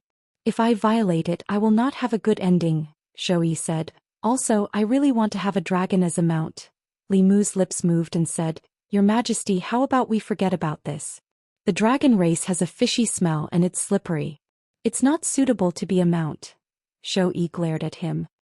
"Hurry up." Chapter 387. Walking out of Changle Palace, Li Mu had to admit that he had been careless this time. He had been forced by the Empress to swear an oath to the heavens that he would only leave her after helping her destroy the demon sect, subdue the ghost realm and pacify the Yao kingdom. Fortunately, Li Mu was quick-witted and changed a phrase when he swore. He said that he would not leave her until he finished these things and not Shindu or Great Zhou.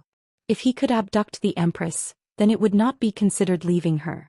Whether or not the Great Zhou could destroy the demon sect, subdue the ghost realm and pacify the Yao kingdom was a matter for the Great Zhou court. In any case, Li Mu had fulfilled his oath to the Empress. Didn't she like to plant flowers? When the time came he would open a garden for her next door to where he, Lu Hanyan and Li Qing lived in seclusion. As long as she did not feel bored she could plant flowers for the rest of her life. Li Mu looked back and twitched the corner of his mouth. If she wanted to trick him she would have to cultivate for a few more years. After swearing the oath, he once again brought up the matter of purging the office of consecration. What made Li Mu feel helpless was that at some point in time, the Empress had handed over all the things that should have been done by her to him. She did not even hand it over to Li Mu. Instead it was Li Mu who raised the problem and solved it himself. Now she wanted Li Mu to be her slave for the rest of his life. If she had not given him so much and treated him so well, Li Mu might have gone back to inherit the Fulu school long ago. What really made Li Mu feel that he owed her was that the Empress had always stood by his side when facing the Zhou family and himself. She had also given him the greatest trust and the greatest freedom to reverse the verdict and take revenge for Li Qing's father.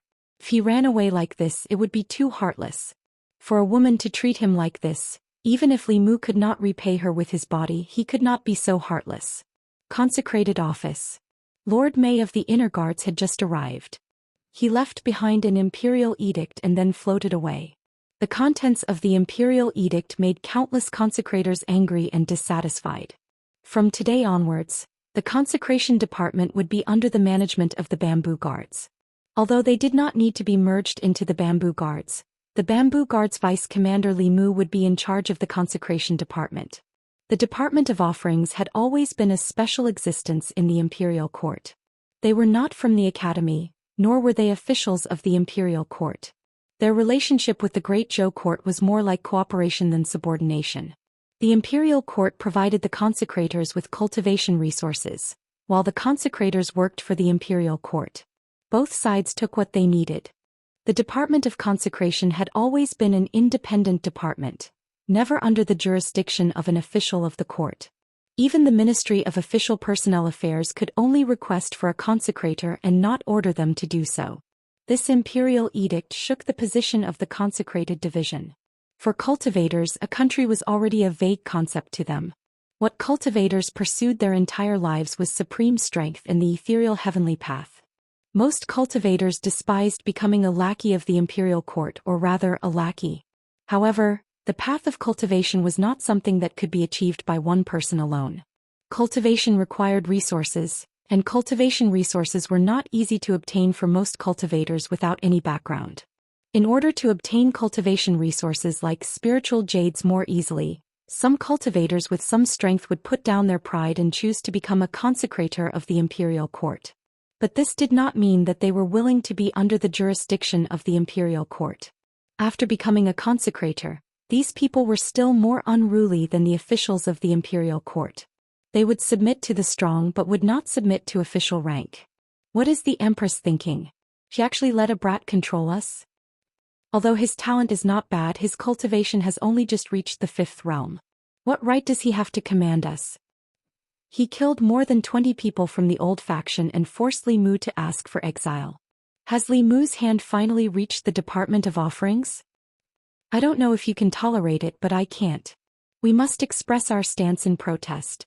Everyone, don't come to the Department of Offerings tomorrow. Doesn't he want to be the master of the Department of Offerings? Just let him be the master of the Department of Offerings. Most of the consecrators in the Department of Offerings were opposed to this matter. If the Empress let a 6th realm cultivator take charge of the Department of Offerings, it would be fine. But Li Mu was only at the 5th realm and had just reached the 5th realm. Any random consecrator here was stronger than him. To make them listen to the orders of a weakling was something that was very difficult to accept. Of course, among them, there was also a large portion who had long been bribed by the benefits of the old faction and harbored enmity towards Li Mu. Under this enmity, there were very quickly people who began to incite the other consecrators to take Li Mu down a notch. A group of people noisily left the Department of Offerings. 2 elders with similar appearances stood in the courtyard with their hands behind their backs. The elder on the left said, "What do you think?" The elder on the right thought for a moment and said, "Killing him a little is good for his spirit. We have to let him know that the Department of Offerings is not a place where he can behave atrociously." The Empress temporarily placed the Department of Offerings under the Bamboo Guards. As the deputy commander of the Bamboo Guards, Li Mu naturally became the direct superior of the Department of Offerings. A few days ago he had done a detailed search for information on the Department of Offerings. Currently, there were 2 6th realm cultivators in the Department of Offerings. Both of them had just reached the 6th realm several years ago, and they were a pair of twin brothers. For the imperial court, 5th realm consecrators were easy to recruit, but 6th realm high consecrators were very difficult to recruit. When one's cultivation reached this level, they could already be considered one of the few powerful cultivators in the world. Whether it was out of dignity or the pursuit of a higher realm, they would not be willing to be the imperial court's lackeys. This also led to the imperial court having to pay a huge price every time they recruited a 6th realm cultivator. Not only did the imperial court have to provide them with large amounts of spiritual jades every year, but they also had to satisfy their various requests. After Li Mu saw the benefits of the 2 high consecrators, even he wanted to become a high consecrator himself. Li Mu could do what they could do, and Li Mu could do what they could not. He could guarantee that it would be worth more than the cost. If the imperial court gave him the resources given to these 2 people, Li Mu could guarantee that he would be able to create even greater value for the imperial court than them. Most importantly, these 2 people did not make much of a contribution every year. Li Mu even killed several dozen elders of the demon sect. The contributions of these 2 high consecrators to the imperial court were greater than the contributions of the entire Department of Offerings. However, other than the Empress's love, he did not receive anything else. This made Li Mu feel very unbalanced. He walked into the Department of Offerings and found it abnormally quiet. There were about 100 or so consecrators in the imperial court. Not everyone was at the Department of Offerings every day, but no matter the time, there should be at least 10 people on duty here. However, Li Mu went through all the duty rooms and did not see a single person. He found an old man cleaning in the backyard. After asking, he found out that there were usually at least 20 consecrators in the Department of Offerings, but today there was not a single one. It was obvious that they were targeting him. The entire Department of Offerings was more united than Li Mu had imagined.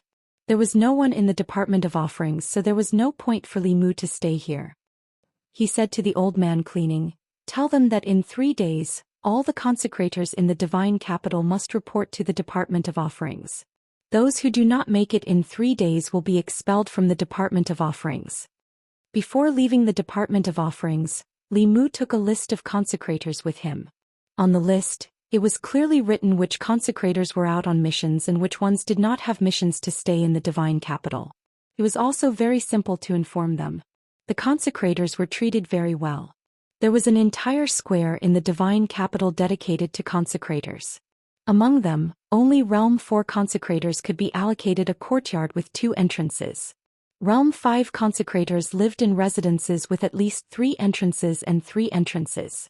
The 2 great consecrators' residences both had 5 entrances and were fully staffed with servant girls and servants. When he learned of this news, Li Mu even cried out on behalf of old Zhang for a while. In truth, when he had first arrived in the divine capital, he would not have had to work so hard if he wanted to live in a larger residence.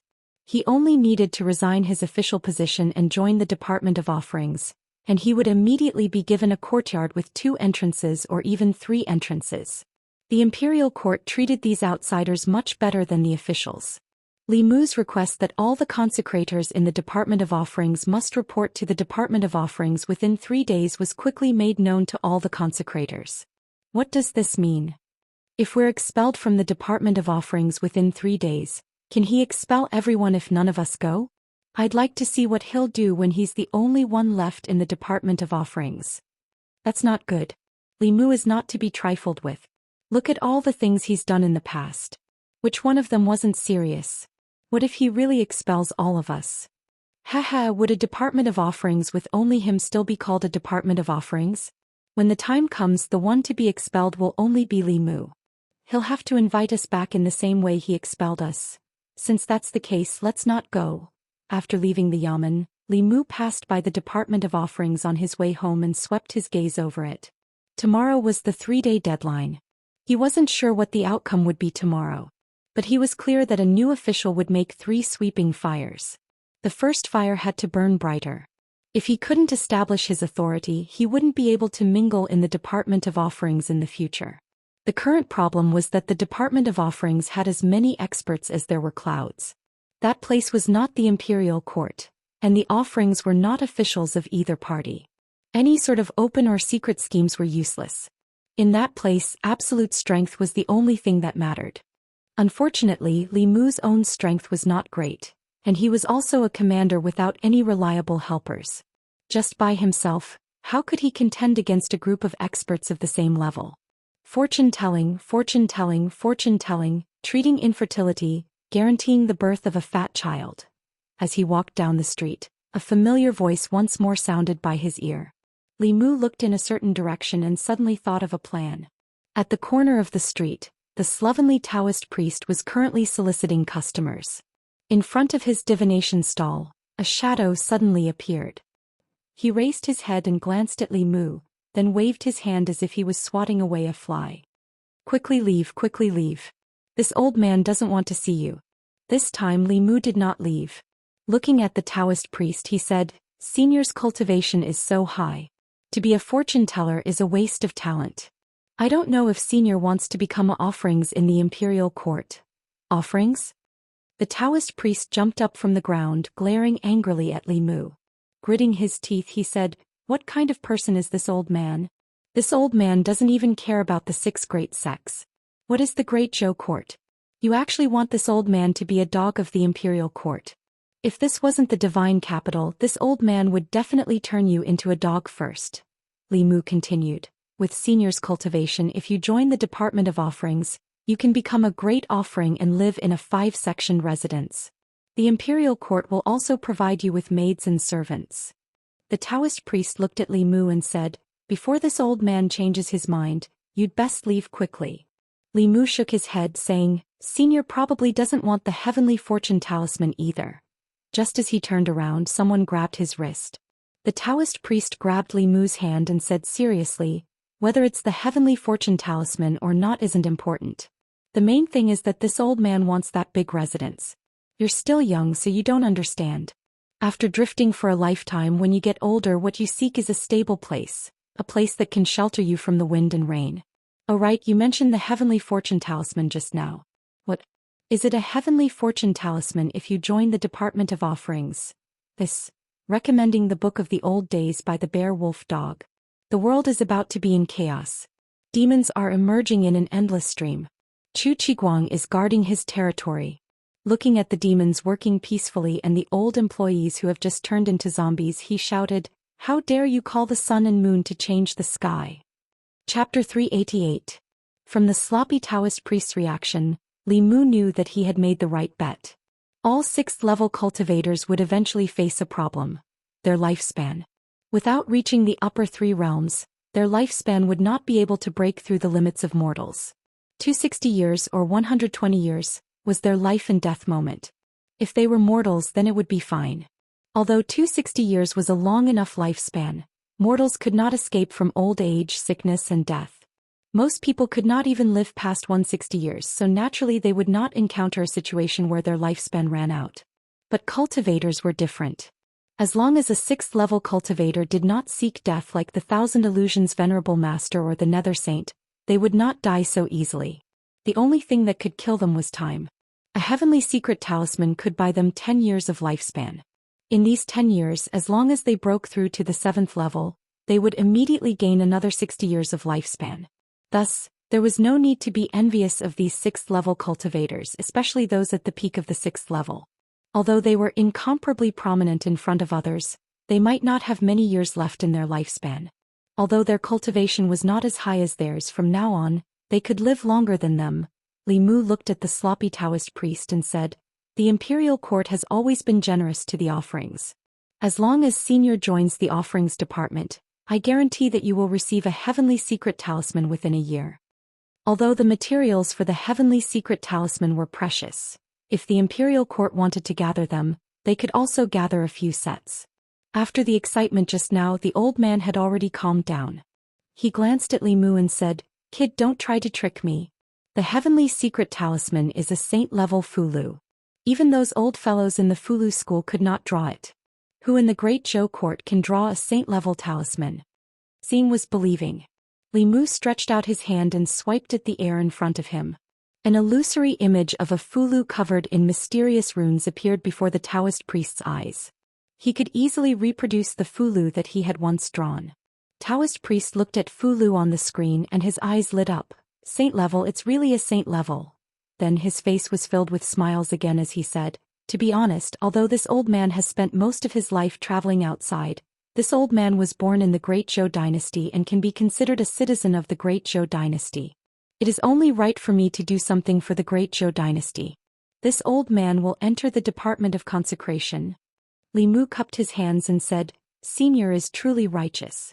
Tomorrow morning you can directly report to the Veneration Department." After bidding farewell to the Taoist priest, Li Mu finally felt at ease. In the end, the consecrated office was a place where strength spoke. Without a super powerhouse holding down the fort, Li Mu did not have the confidence to speak. Speaking of which, exchanging a divine secret talisman for a powerhouse at the peak of the 6th realm was a very good deal. Unfortunately, the materials needed for the saint-level Fulu were very precious, and this talisman could not be mass-produced.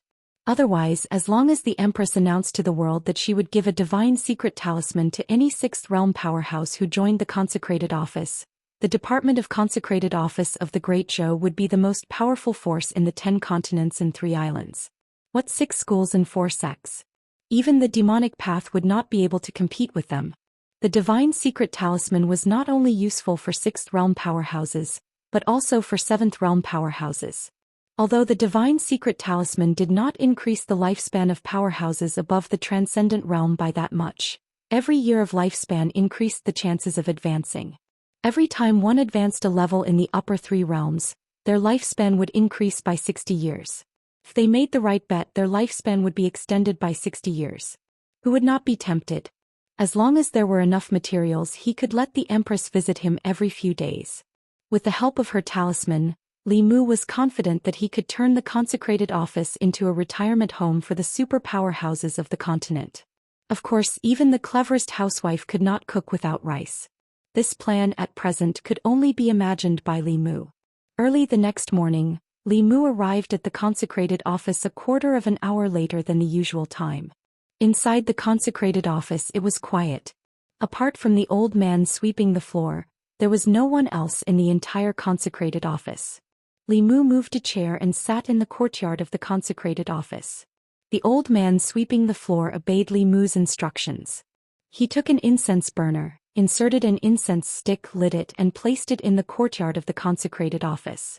Li Mu looked at the incense stick and said, "Tell them before this incense stick burns out, if they do not report to the consecrated office, they will be expelled from the consecrated office, and all the rewards bestowed by the imperial court will be withdrawn. From now on, they will no longer enjoy the treatment of a consecrated." The old man walked out of the consecrated office and walked briskly towards a nearby market and square. There were hundreds of markets in the Immortal's capital, each with its own function. The square was a residential market, located in the core area of the Immortal's capital. Although it was a residential market, the people who lived in the market were not commoners, officials, or nobles. They were consecrated members recruited by the imperial court. The consecrated members were the same as the officials of the imperial court. They ate the salary of the imperial court, and their treatment was even better than the officials. Every person had a house bestowed by the imperial court, and all the maids and servants in the house were available. In a certain house in and Square, 10 or so consecrated members were gathered together. Expelling them from the consecrated office in less than the time of an incense stick. Who is he trying to scare? Expelling everyone from the consecrated office. How will he explain this to the imperial court? This morning not a single person went. I want to see how he will deal with this. After discussing for a while, they decided to continue staying here. In some other houses in the square, there was also hesitation in the eyes of some people. Should we go or not? Li Mu is not someone to be trifled with. The Empress also favors him so much. How many people have fallen into his hands? If he really expels us, where will our future cultivation resources come from? Why don't we just forget about it? The Xiao family has not given us any benefits. We have no need to oppose Li Mu. Li Mu sat in the consecrated office. Ever since the incense stick had burned halfway, consecrated members had begun to walk in from outside. After clasping their hands to Li Mu, they returned to their respective duty rooms. There was also a portion of people who stood outside the consecrated office, chatting and laughing with the people beside them. They were all consecrated members of the consecrated office, but they did not walk in. Their gazes would occasionally glance at the incense stick as if they were waiting for something. Only when the last stick of incense had burned out did they walk into the consecrated office. If they were frightened by Li Mu on his first day at the consecrated office and obediently returned to the consecrated office in less than the time of an incense stick, then they could forget about having a good life in the future.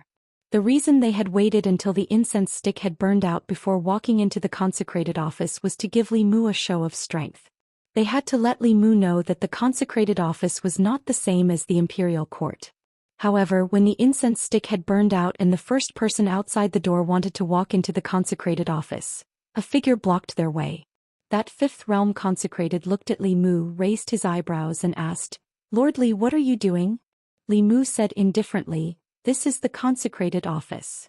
That consecrated said, "Could it be that we consecrated members cannot enter the consecrated office?" Li Mu said, "In the past yes, but not now. Before the incense stick has burned out, everyone who did not report to the consecrated office has already been expelled from the consecrated office. I will give you all 1 day to move out of and Square, and henceforth do not act in the name of consecrated members of the Great Show." That consecrated did not expect that Li Mu would actually dare to do this. His face darkened as he said, "Lord Li, this is your first day at the consecrated office. Are you going to be so ruthless?" As he spoke, a fierce aura emanated from his body. The consecrated behind him also had an invisible aura rising from his body. Under the pressure of this aura, a few strands of hair by Li Mu's ears were blown up, and his clothes also fluttered loudly. A piece of the green brick under his feet was crushed by his foot. The next moment, Li Mu took a step forward. Boom! An even more powerful aura erupted from his body. The dozen or so consecrated at the entrance of the consecrated office retreated several steps under this aura. The fifth realm consecrated could still barely hold on, but several fourth realm cultivators directly fainted under the impact of that aura. Li Mu looked at them and said indifferently, "From now on, you are no longer consecrated members of the imperial court. The consecrated office is an important place of the imperial court.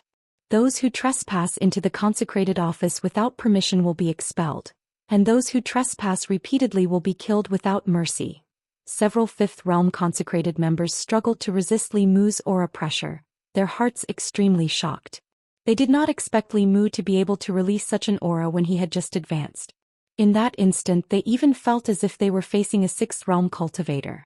Li Mu's strength was far stronger than they had imagined. They originally wanted to show him their strength, but now they were the ones who could not step down. Just as these people did not know how to deal with it, a gentle force swept over them. The aura emanating from Li Mu collided with this gentle force and cancelled each other out. Two elders with similar appearances slowly walked to the entrance of the consecrated office. "The head consecrated is here." "Greetings, head consecrated." Seeing the two old men, the crowd seemed to have found their backbone and bowed to greet them. The elder on the left glanced at them and said, "What are you all standing here for? Hurry up and go in." The head consecrated spoke and these people heaved a sigh of relief. The leader was about to enter, but just as he took a step into the consecrated office, he was suddenly hit in the chest by a golden light, and his entire body was sent flying. After sending one person flying, the Dao bell shrunk to the size of a palm and floated on Li Mu's shoulder. Seeing this, the few consecrated who were about to enter immediately stopped in their tracks. They never would have thought that Li Mu would not even give face to the head consecrated. The elder who had spoken just now had a dark expression and asked, "Lord Li, what is the meaning of this?" "Nothing." Li Mu looked at him and said calmly, "I have said before that those who do not last 5 minutes will be expelled from the consecrated office. These people are standing outside the consecrated office and dragging their feet until the incense burns out. Clearly they do not want to be consecrated anymore. The consecrated office is an important place of the imperial court. Not just any random person can casually enter." The elder looked at him and asked slowly, "The two of us are also late. Does Lord Li want to expel the two of us from the consecrated office as well?" Sixth realm cultivators were not easy to recruit. Li Mu did not have this authority. Although Li Mu really wanted to expel them to save resources for the imperial court, if he really did expel them, the imperial court would probably also put pressure on the empress. Li Mu looked at him and said, "Seeing that you are the head consecrated, I can make an exception this time.